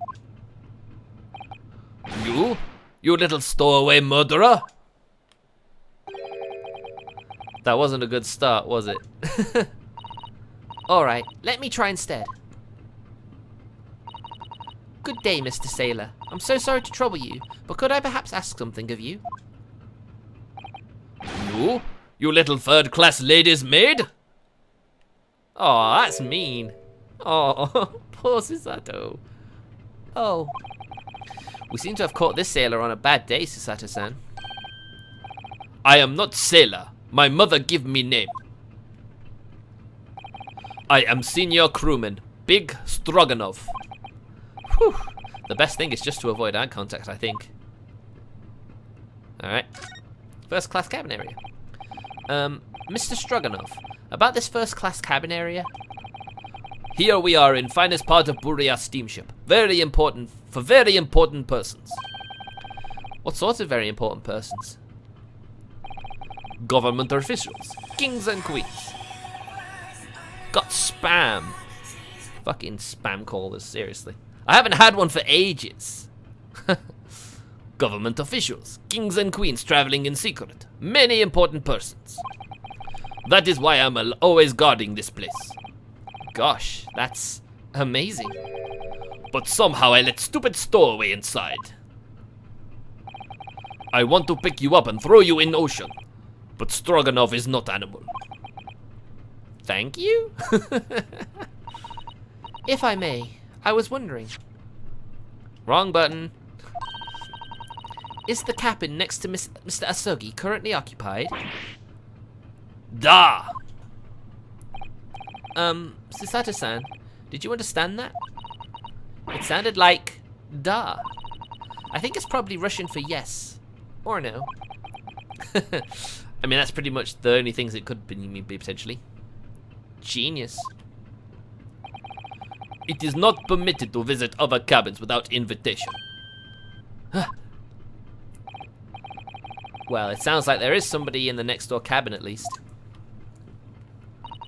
Yes, it's tantalizing. Ooh, okay. Could you tell us more, Mr. Stroganoff?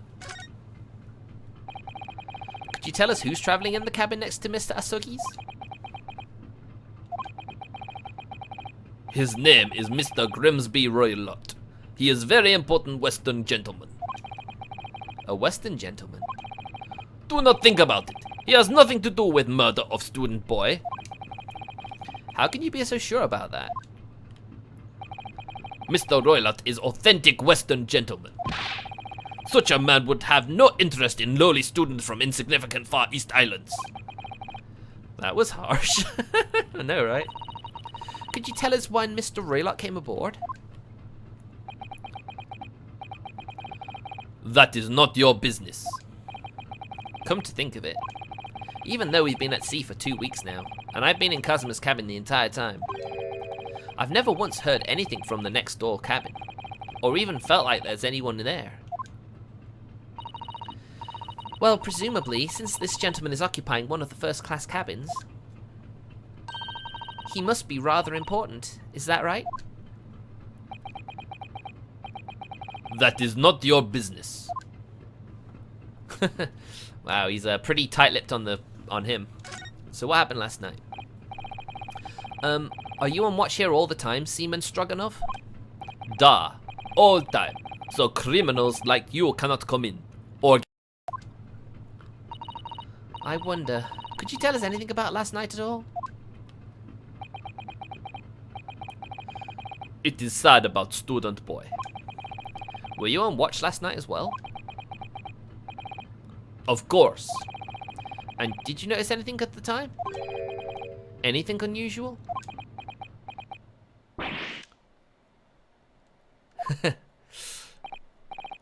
Susato-san, did you understand that? It was clearly a no. I saw nothing unusual. Nothing at all. And you didn't hear any strange noises or sense anything was wrong in some way? I said no. Sorry. I'm not so sure. I could have sworn that he wouldn't catch my eye for a moment there. Yeah, he was looking away. This is enough. I cannot say more now. Oh, it is time for me to report to Captain. You must return to cabin. Yes, alright. Bulkhead to second class area is staying locked at all times. You escape when the lobster whistles on top of the mountain, or as English say, when the pigs fly. Yes, I understand. So they had their own saying for that, eh? Good. Now we can investigate this area properly, shall we? Definitely. Sorry, Mr. Stroganoff, we've got things to look at. But he didn't stop us examining anything else before, did he?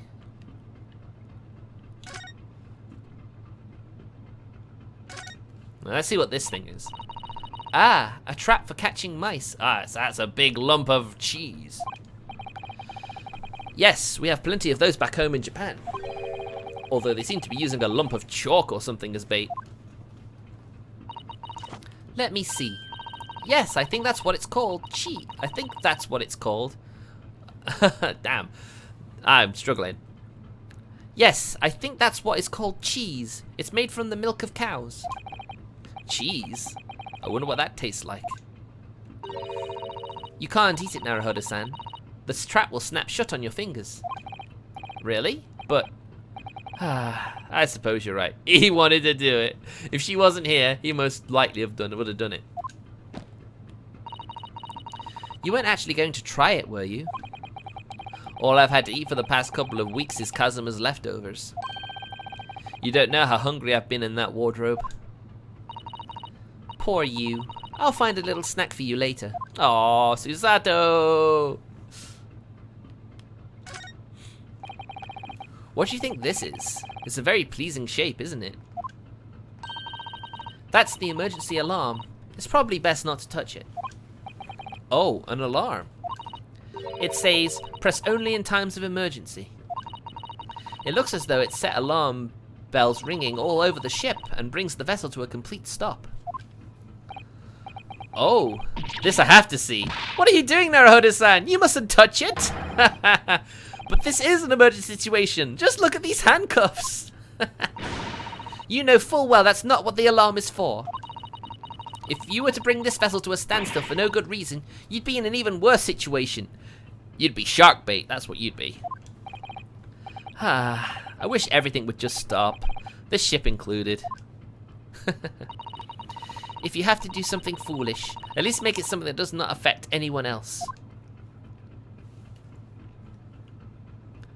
Alright. Let's examine the door. First class cabin number 1. Yes, that's our cabin.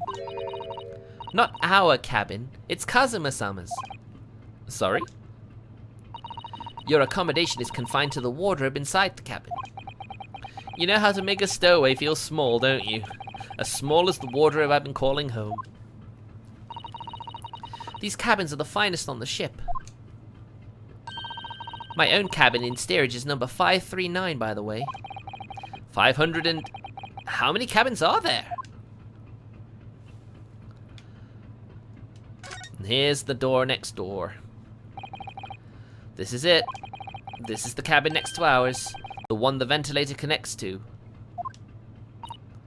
I'm still wondering why. Yes, the ventilator from which Kazuma-sama wrote that he saw a speckled band emerging. Maybe whoever's is in the cabin can help solve that particular mystery. Let's ask.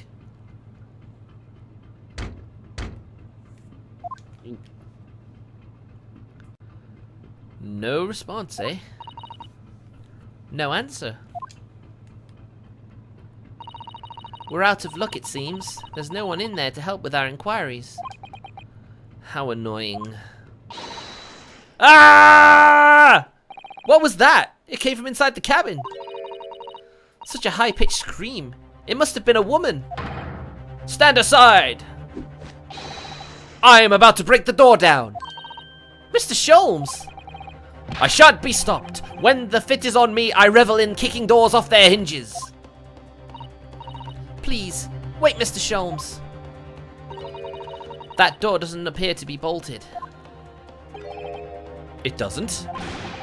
Then how the deuce can I dispatch this muscular urge? What, pray, can I kick? I think we should go in. There's no time to think about stress relief. 9th of January, SS Buria, first class cabin, number 2. Oh shit! Who are you? A Western gentleman? This man looks Russian to me. We heard a woman scream. A woman? Don't be absurd. As you can see, there's nobody but me in this cabin. True. This old man does appear to be the only person in here. But in that case, who just screamed? Get out! All of you! Now! Please excuse the intrusion, but you're Mr. Grimsby Rilt, I believe. Yes, that's me. And you are? I am the one and only, the actual Herlock Sholmes. You've heard of me, no doubt? No. I am the great detective among great detectives, one who adorns the cover of popular magazines, no less. So I assure you, you may trust me completely. The man uses that magazine like a business card.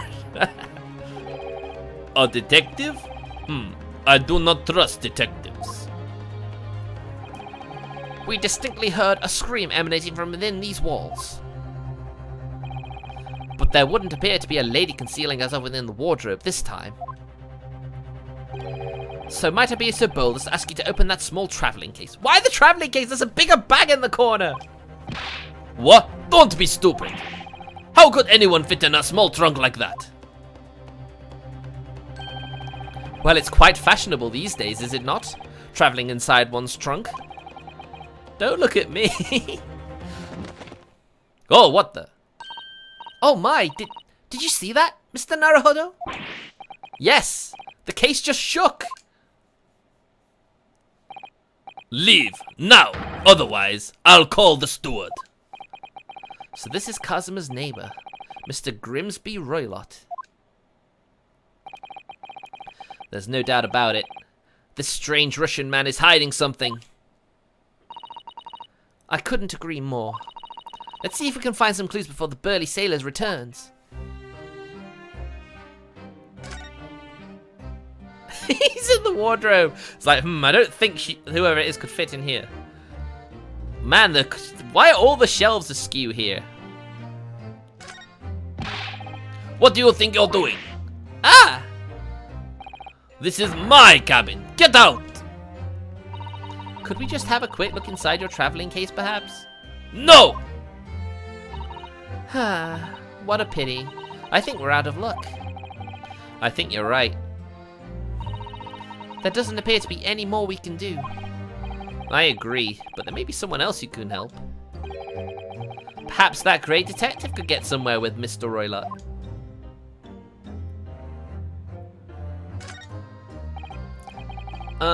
Do you have a moment, please, Mr. Sholmes? You need only address me as Sholmes. That's what I just did, isn't it? Well, Mr. Sholmes, what were you doing in here? Or in there? Why, I was resting, of course. Resting? Indeed. I was contemplating our sea voyage from the confines of the wardrobe whilst waiting. Waiting for the inevitable time. That you would need to call my great powers of detection into service. Oh! And it would seem that the hour is now upon us. The time has come. Am I mistaken? Well, no, actually, you're spot on. For once. Observe closely. Our Russian host in this cabin, Mr. Roylott, is clearly trying to hide something. And do you know what that most effective weapon of use against a Russian hiding a secret? Why? The truth, of course! Though it should be pointed out that such methods are not exclusively for the Russians. Right. Can you imagine how the Russians will react when the secret he guards so closely is exposed? Would you like to witness it? Oh yes, please. Well then, what are you about to see may well astound you. For I am about to apply my great detective's greatly admired great deduction to the case.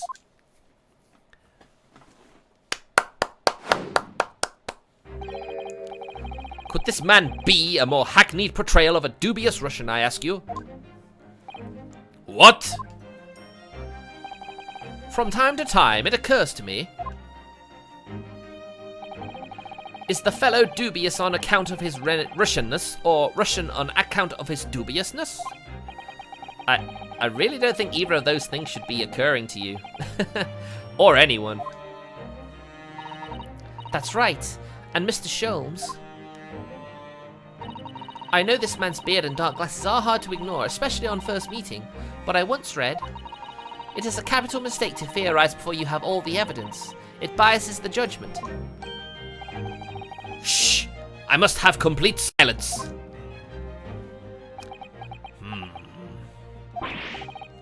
What are you doing? Why are you peering at my face like that? Ah, just as I thought. Yes, I have quite made up my mind now. There can be no other explanation that accommodates all the facts. Mr. Roylott, I have reached two incontrovertible conclusions. What? What do you mean? Number one, your true identity is that of a villain. Using those shears, you are about to end the existence of something most dear. Are you not? Huh? And number two, the other conclusion I have drawn. You are, at this very moment no less, in the midst of committing a most grievous crime. Beneath that beard, your mouth quivers with nervous tension as you realize you have been discovered. Does it not? Ah! Oh, Naruhodo-san! I never imagined I would witness one of Mr. Sholmes' great deductions with my own eyes. That was a great deduction? Nothing can deceive Mr. Sholmes. In a single glance, he can deduce all there is to know about a person. What? What ineffable twaddle! Oh yes, I've read about it countless times in The Adventures of Sherlock Sholmes. And now I've experienced the astonishing impact of his great deduction firsthand. This is like a dream come true. I can hardly believe it, but all the colour has drained from Mr. Roylot's face. It looks like somehow both of Mr. Sholmes' conclusions were right? How? How could you?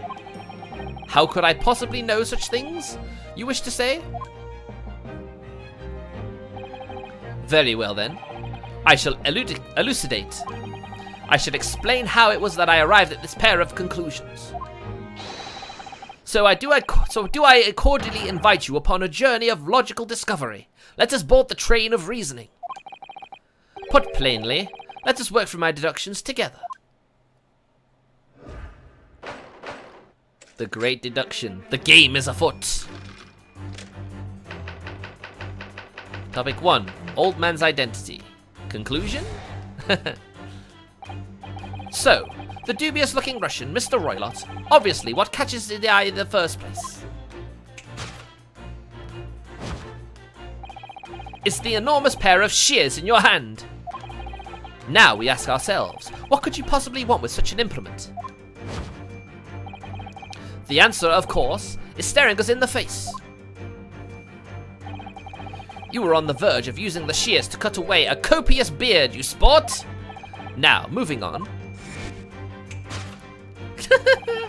Oh, this drama. The question then begged is this. Why would you desire to rid yourself of this magnificent beard, Mr. Roylott? Once again, the answer is plain. We have clear evidence to shed light on the matter. Huh? Regard, if you will, this morning's newspaper, in particular, the fascinating front page article. Which, it would appear, you have read also, Mr. Roylott. I'm sure it needs no further clarification. The evidence that reveals your true identity is the article about the revolutionary. In translation, the headline reads, Revolutionary violent Bolshevik flees Russia via Shanghai. As you cannot fail to observe, the subject of the article possesses an extremely copious beard. Having noted the article yourself, you decided to remove your incriminating facial hair before it gave you away. In short, your true identity is beyond doubt. You are the fearsome Russian revolutionary himself, Violent Borshkovich. Not that I've heard of you myself, you understand.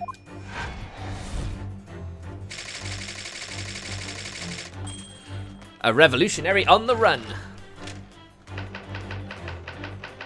Topic 2, wrongdoing. Now, as for my second conclusion, you are, at this very moment, on the brink of committing a most grievous crime. Oh. And the proof of the crime, over there. Oh yes, Mr. Roylott. Taken unawares, people have a propensity to let their eyes stray, you see. Ah! And I assure you, the eyes speak so much more eloquently and honestly than the mouth. The answer we seek lies where the furtive glance falls. The proof of your crime sits before our very eyes. Yes, that traveling case. What? It is time, I think, that the case be opened and its contents laid bare. No, I refuse. What could you possibly be concealing inside, we ask? By my estimation, a young lady, perhaps? One slight enough to fit therein? Don't be absurd. And what, pray, was the identity of this young lady in the travelling case? Dear, we are not well suited to a life of crime, are we? Your careless coup duel betrays you. Once again, we need only follow your furtive glance to find the answer. Yes, the reason you refuse to open your travelling case can equally be found in the pages of this newspaper. For there is another most stimulating article.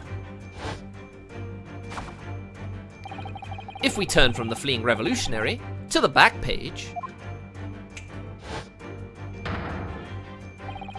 renowned prima ballerina of Novovich Ballet disappears from Shanghai. Such a headline can lead us to but one conclusion. Your crime is that of abduction. And according to the article, the young lady's name is Nicola Pavlova.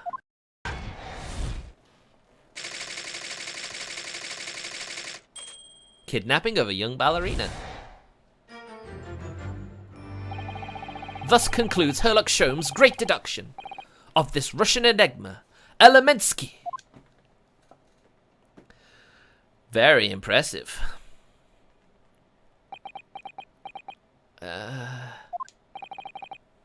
Susato-san, that wasn't one of the great deductions I've been hearing so much about, was it? Well, the stories are full of Mr. Sholmes' brilliant deductions, you know.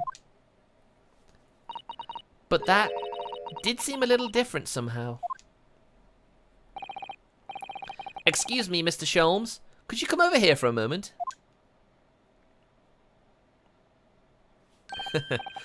Pray, what can I do for you? It's about your deductions, would you mind? Not at all, go on. Well, to start with, there's the newspaper article. I think we had the same discussion before, but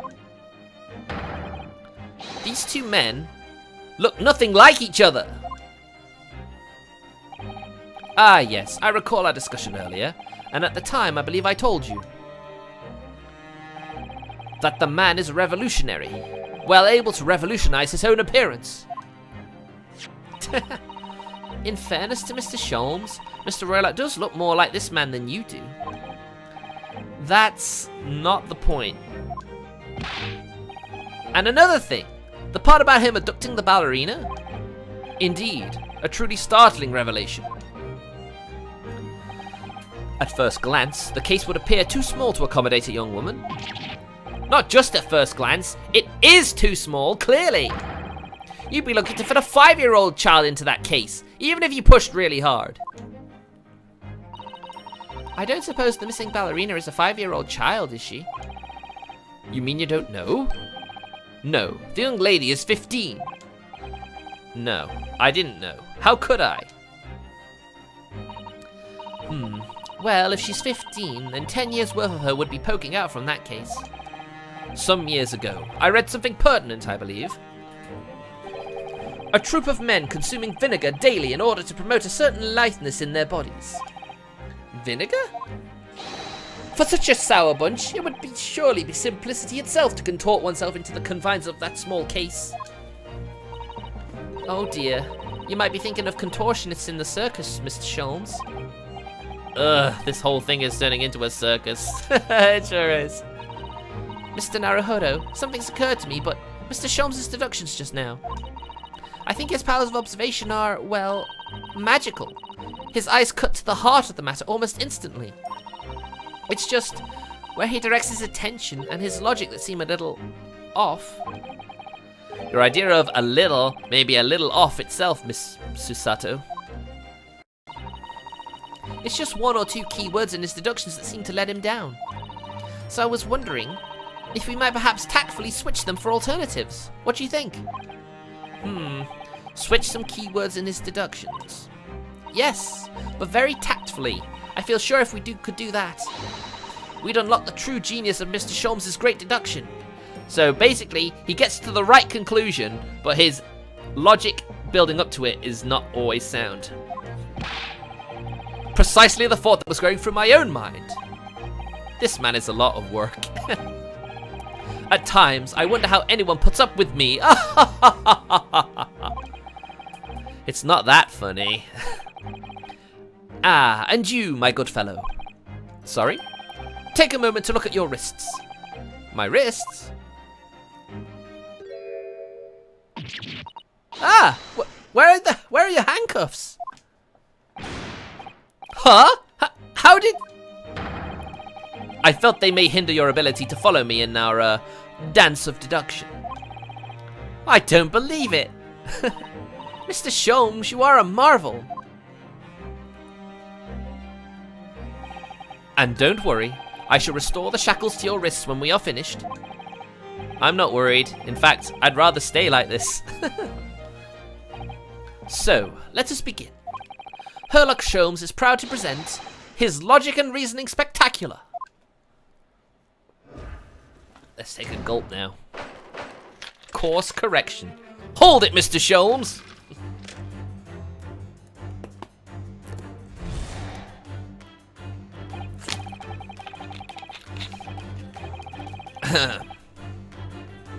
So, the dubious-looking Russian, Mr. Roylott, obviously what catches the eye in the first place,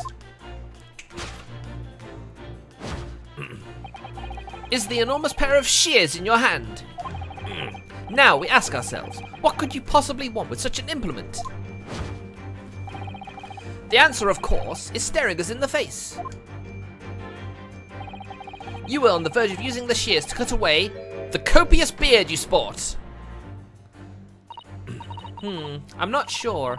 Would you really use shears like that to cut off a beard? I doubt that's something I'll ever have to worry about. It doesn't quite sit right with me, though. It doesn't seem to be sitting right with Mr. Roylott either. Which means, I suppose, that the deduction is wrong. Let's try to switch a key word here, Naruhodo-san, and see if it helps matters. Oh, but how? I think we should start by taking a long, hard look at Mr. Roylott. I wonder if it's really his beard that he intended to use those shears on. Exactly. If we do manage to find something that seems to fit the sense of Mr. Sholmes' deduction better, then what? Then I'll leave the rest in your capable hands, Naruhodo-san. Why am I the one to do something about this? Well, anyway, let's see if there's anything we could even switch this around in that last sentence. What exactly was Mr. Roylott going to use those enormous shears for?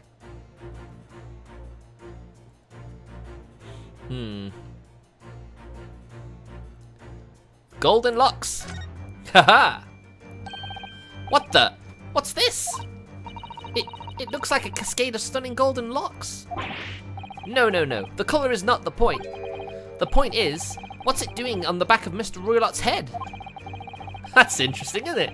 And how is it going to grow out from underneath his thick black hair? Well, yes, that's true. So it's stunningly beautiful and stunningly surprising. Something's definitely not right here. Yes!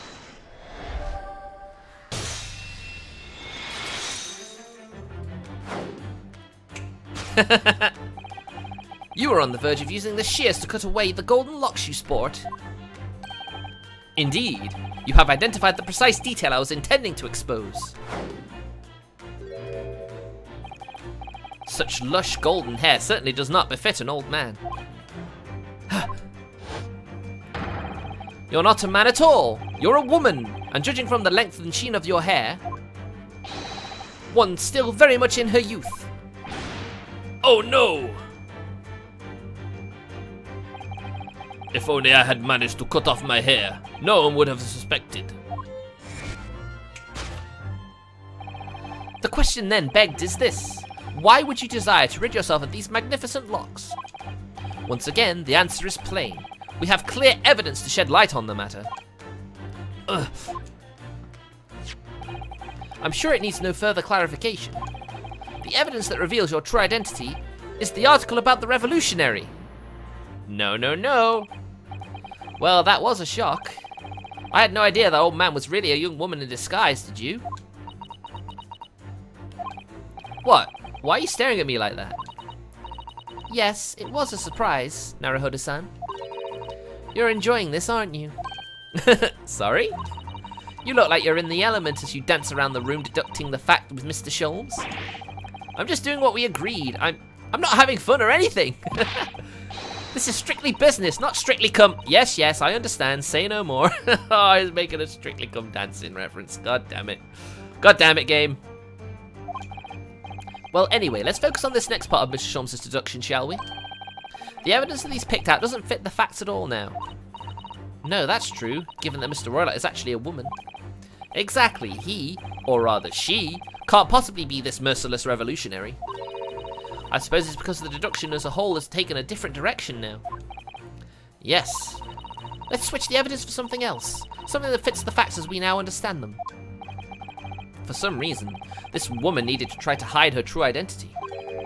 I feel as though I've either read or heard about a young woman in a situation like this recently. We know that one. Alright, I'll do my best. Yes! The article about the ballerina. The evidence that reveals your true identity is, of course, the article about the ballerina. That's right. You've hit the nail on the head. Renowned prima ballerina of the Novovich Ballet disappears from Shanghai. It would appear we are finally able to address you by your true name. Yes, because your true identity is that of Novovich Ballerina's prima ballerina. Miss Nikolina Pavlova. Ah! Oof, that was close.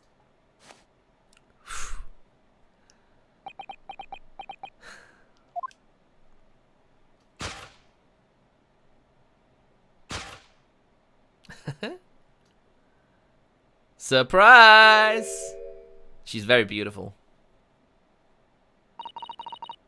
You're right. My real name is Nikolina Pavlova. But please, I beg you, don't tell anyone.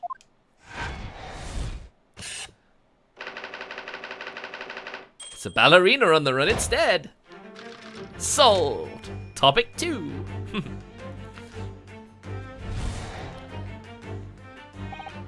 Now, as for my second conclusion, you are, at this very moment, on the brink of committing a most grievous crime. And the proof of this crime, over there. Oh yes, Miss Pavlova. Taken unawares, people have a propensity to let their eyes stray, you see. And I assure you, the eyes speak so much more eloquently and honestly than the mouth. The answer we seek lies there, and the affirmative glance falls. The proof of your crimes is before our very eyes. Yes, that traveling case. This woman is the ballerina, and she's right in front of our eyes. So clearly she can't be inside that traveling case as well. No, that's right. It seems she wasn't abducted at all. In which case, what is the crime this young woman is apparently committing? I can see I'm going to have to step in and fix the great detective's mistake again. You seem to look pleased, Naruhodo-san. Do you like the idea of another chance to dance around with Mr. Sholmes? Stop it. Anyway, there must be something else here that shows what this woman is up to.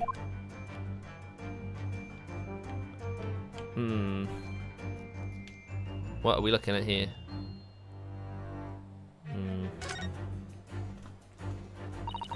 The waste paper basket? Let's have a little look inside. Naruhodo-san! It's poor etiquette to go sifting through someone's rubbish, you know? Ugh, those eyes. She's looking at me like I'm a piece of rubbish now. However, these are special circumstances, I think. Exactly, we have no choice. There's hardly anything in here at all. Oh, well, that's a little disappointing. Oh, wait a minute, wait a minute. Oh, I see it now.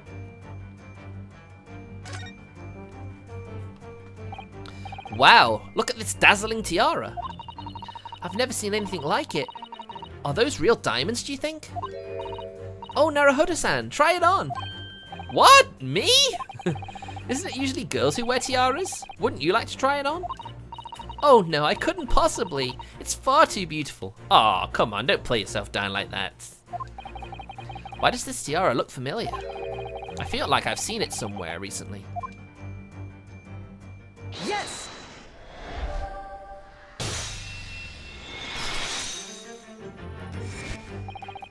The proof of your crime is surely this tiara. Ah! I believe this tiara is worn on stage by dancers in the Novovich Ballet, is it not?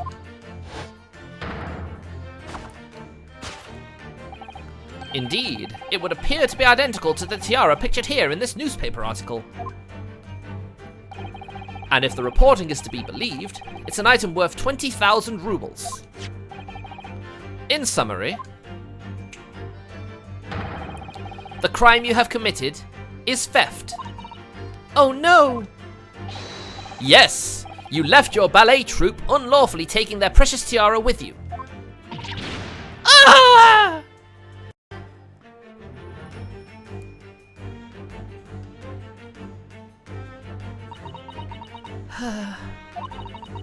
I have no one, no family, no friends. I am all alone and I need money.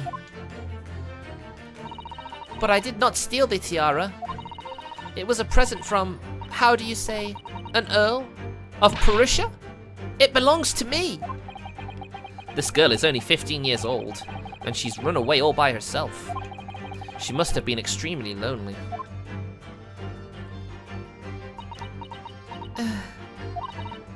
All right, I will tell you everything. There is no point to hiding it now. Come, let us not be hasty. What? There remains one unsolved mystery about you. Mystery? What do you mean? You have staunchly refused to open this traveling case of yours in our presence. Is the reason to conclude, therefore, that there exists some reason why you wish it to remain closed? Is that not so, Miss Pavlova?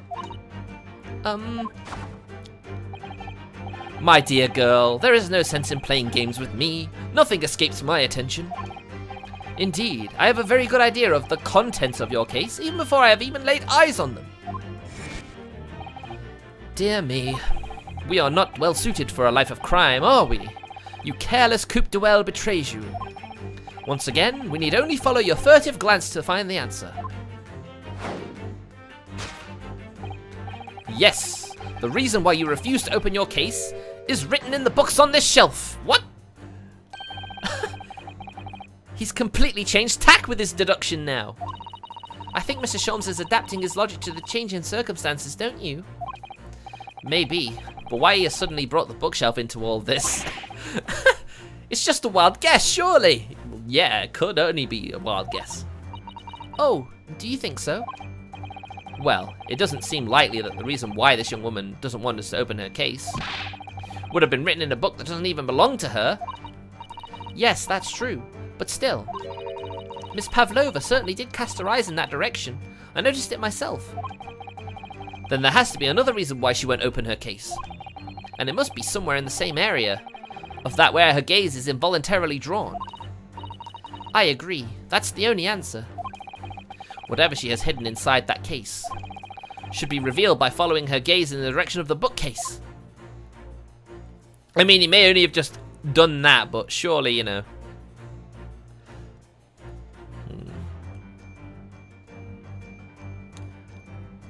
Small picture. Let's have a look. This is a charming little picture, isn't it? What is it? Someone climbing a steep mountainside? Or descending one, it seems to me. When you've been on the flat sea for a while, maybe you start seeing hills and mountains and everything.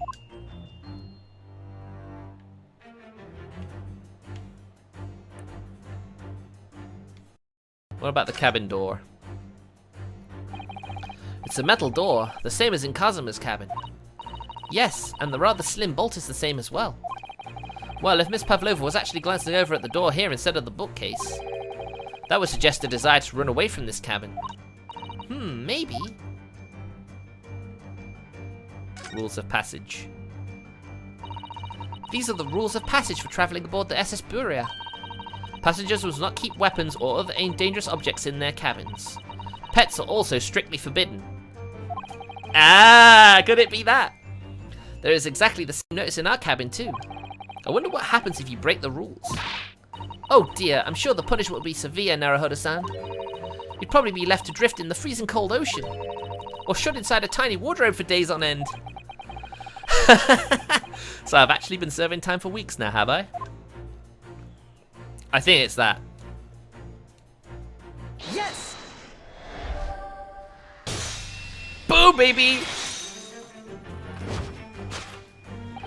Yes, the reason why you refuse to open your case is written in the rules of passage. Passengers must not keep weapons or other dangerous objects in their cabins. Pets are strictly forbidden.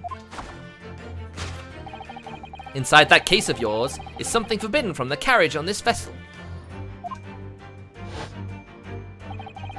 That is the real reason why you refuse to open it, thus revealing its contents.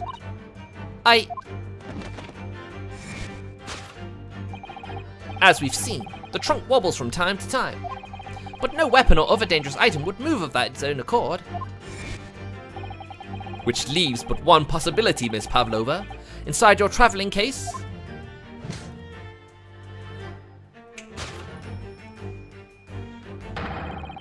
is the last item listed as forbidden on the vessel's rules of passage.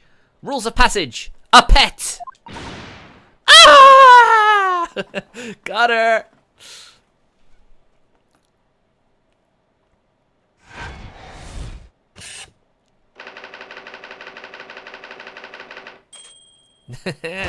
Solved! Yeah, boy! Deduction complete. Elementary, my dear viewers.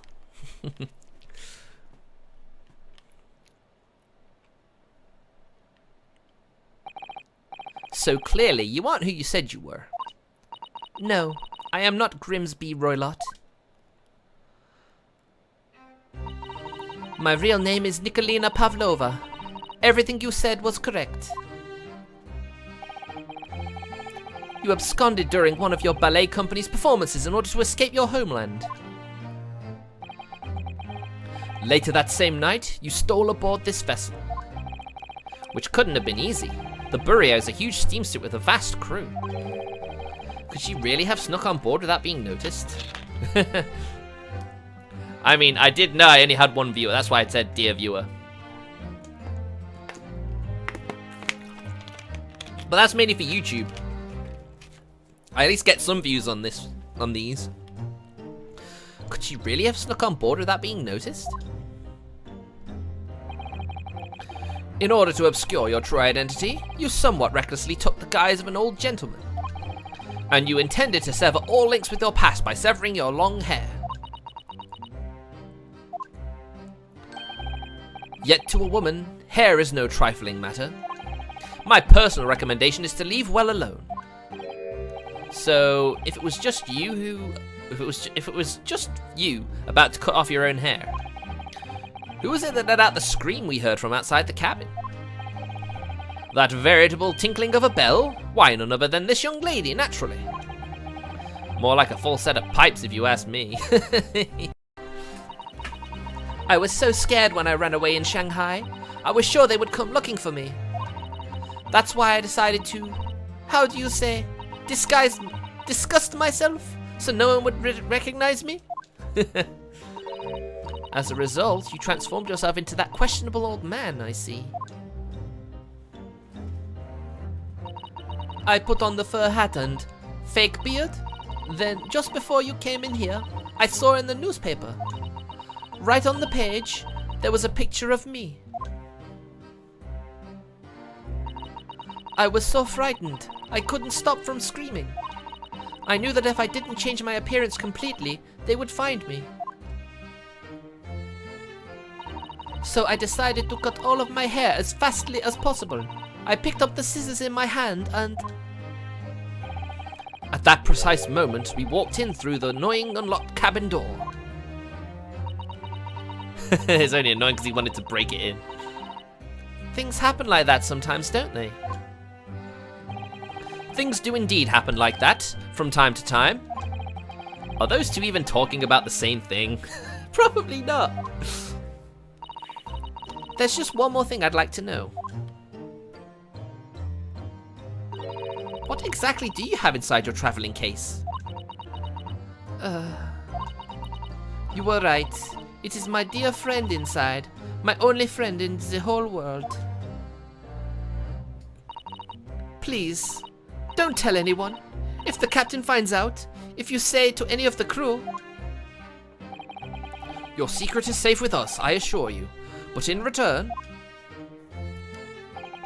You must tell us, in as much detail as you can muster, about the events of last night.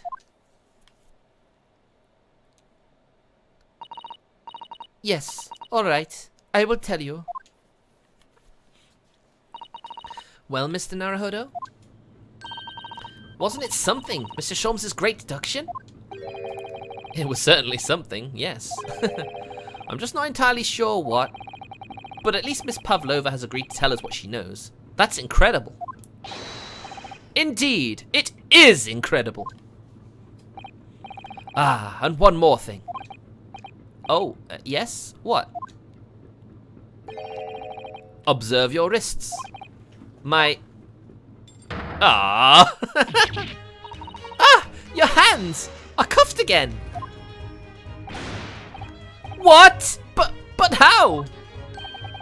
True to my word, I have restored your shackles. When and why? There is still a shadow of guilt cast over you, Mr. Naruhodo. I'm sorry to say, it can't be helped at the moment. Ah, can't it, really? Anyway, let's listen to what Miss Pavlova has to say. I can't go on not knowing. I have to find out what the speckled band that Kazuma-sama wrote about in his diary really was. Alright then. It doesn't look like we're going to get to play Monster Hunter today. Maybe on Saturday. So what happened last night?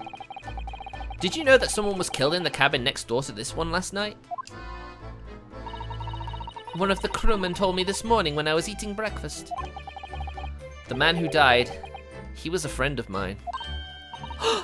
Oh! That's why we're trying to find out what happened. Did you notice anything unusual last night? Perhaps you heard a strange noise, for example. Perhaps people talking? Perhaps the ship was absorbed in a wild tempest. Perhaps its steam engine exploded. Perhaps everyone on board would have noticed if that had happened. Oh, Sholmes, he's so funny. Miss Pavlova, is there anything you can tell us?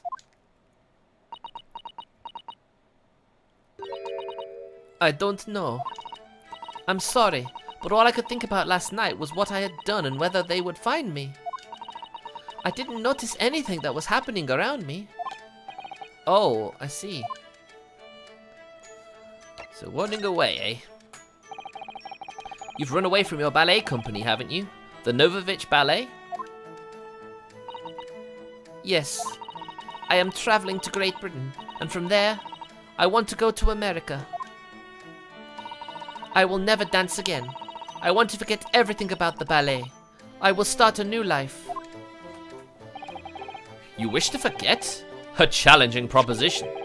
When you have that striking tiara as a reminder. But the tiara is mine. I need it to live.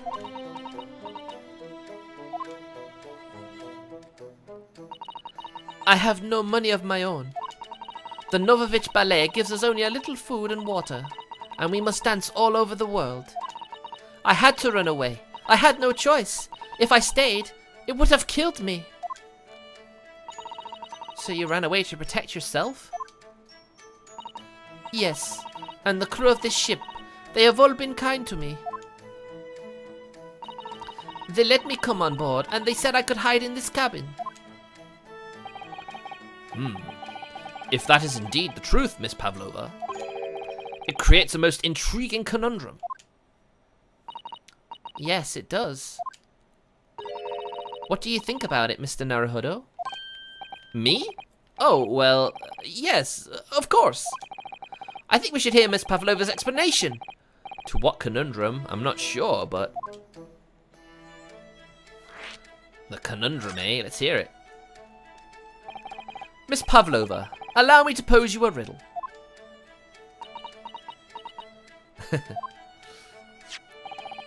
According to this newspaper, it was only yesterday that you absconded from the ballet. Now, that being the case, it must have been last night that you boarded this vessel. Okay. However, the SS Burya stopped by no port last night. Ah, that's it! Of course! Damn, that is well caught. So how is it, pray, that you come to be aboard? Well, alright then. This'll be interesting. Now that I think about it, the crewman outside the cabin acted very strangely when we mentioned that. It was just after we asked him about when the occupant of this cabin came aboard.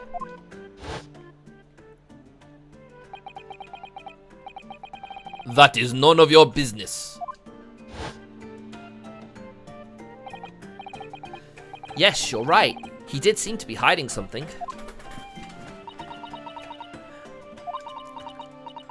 Come on. An angel descended from the heavens, bringing grace and beauty to the stage. Sorry, what was that? It is how the Russian newspapers describe one of my performances. And that is how I came here too. I descended from the heavens because I am an angel. Nani? What? Considering English isn't your mother tongue, your description is very vivid. Mr. Sholmes once said, I never can resist the touch of the dramatic. It seems Ms. Pavlova is the same. A genius descended from the heavens, bringing grace and beauty to detection. Words once said about myself. A quote from a wonderfully extravagant advertisement for the adventures of Herlock Sholmes, in fact. Yes, yes, Mr. Showy. Anyway, it doesn't look like Miss Pavlova is going to tell us what really happened. Well, what about the friend? So the friend you mentioned is inside your travelling case, is that right? I don't think animals are allowed on board according to the rules of passage. Oh please, don't tell. Don't tell any of the crew. If they found my precious... Then the burly Russians would bestir themselves in unison to throw you and your suitcase overboard, no doubt. Ah! So reassuring, Mr. Sholmes. Bit more delicacy, please. But what sort of pet is your friend? A little puppy? It is, isn't it? Nope. Maybe an adorable little rabbit? I think we know what it is. What could a speckled band be if it was a pet? One clue. Ha! You credit Russia as a land with small rabbits, do you?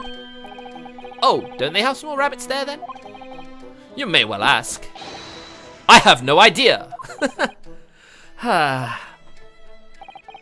You two are miserable bunglers when it comes to understanding the nature of young ballerinas' friends. Isn't it obvious? It must be a chicken! What the fuck? Really? Consider the benefits. A rousing wake-up call, daily fresh eggs, and when adversity strikes, it could satisfy the needs of sustenance. So you'd eat your friends. I remember that. Nope. Well, it would appear this friend's identity is a closely guarded secret not to be revealed.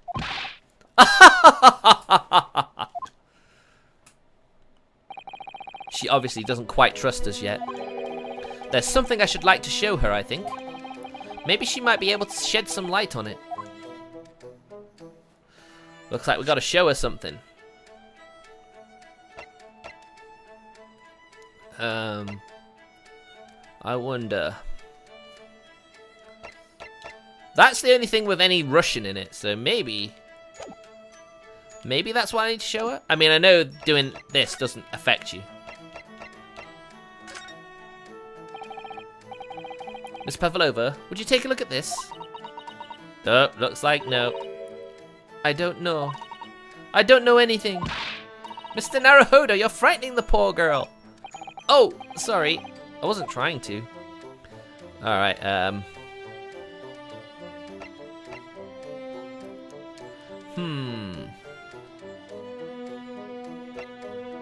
So I've got to show her something. Oh, this. This is the diary of my friend who passed away. His diary? Yes, and he wrote in it last night before he died. Something a little unusual. It reads, 1:23 a.m. I can hear a faint whistling sound.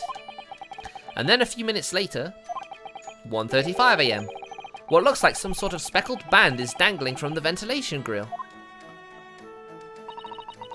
A speckled band? I don't understand. It's strange, isn't it? But the ventilator he mentions joins this cabin, you see? It's up there on the wall. In other words, this cabin and the victim's cabin are connected together. Oh! Miss Pavlova, has something occurred to you? Does the speckled band the victim mentioned mean something to you? Or the whistling sound, perhaps?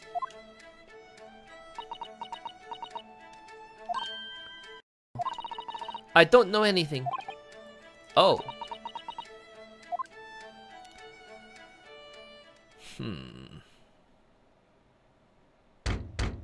Uh-oh.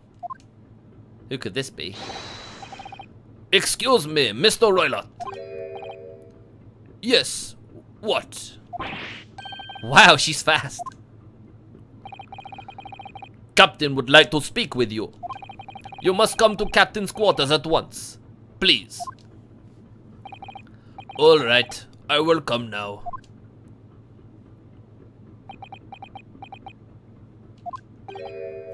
What? You must leave. Now.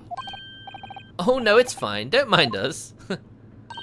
Yes, please don't worry yourself, Mr. Roylott. Get out! The passenger said out, or you want me to throw you out? It looks like we'll have to leave investigation in this cabin until later. What a pity.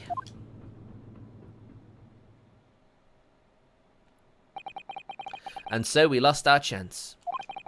Having still not managed to investigate Miss Pavlova's cabin, we were unceremoniously chased out. That is to say, we were quite literally picked up and thrown into the passageway outside. He's a big man, it's not surprising. To be continued. Oh boy, oh boy. Man, my throat hurts. It's so sore. That's very unfortunate. Okie doke, guys. So, yeah, unfortunately, that's just going to be it. I don't really have time to do any more. But, you know, we got quite a good deal done. Just over 2 hours. That's pretty good, right? Anyway, thank you for watching. I'll see you guys tomorrow. We'll do a full stream that time. Because hopefully it won't last as long as this particular bit did. So, see you later. Take care.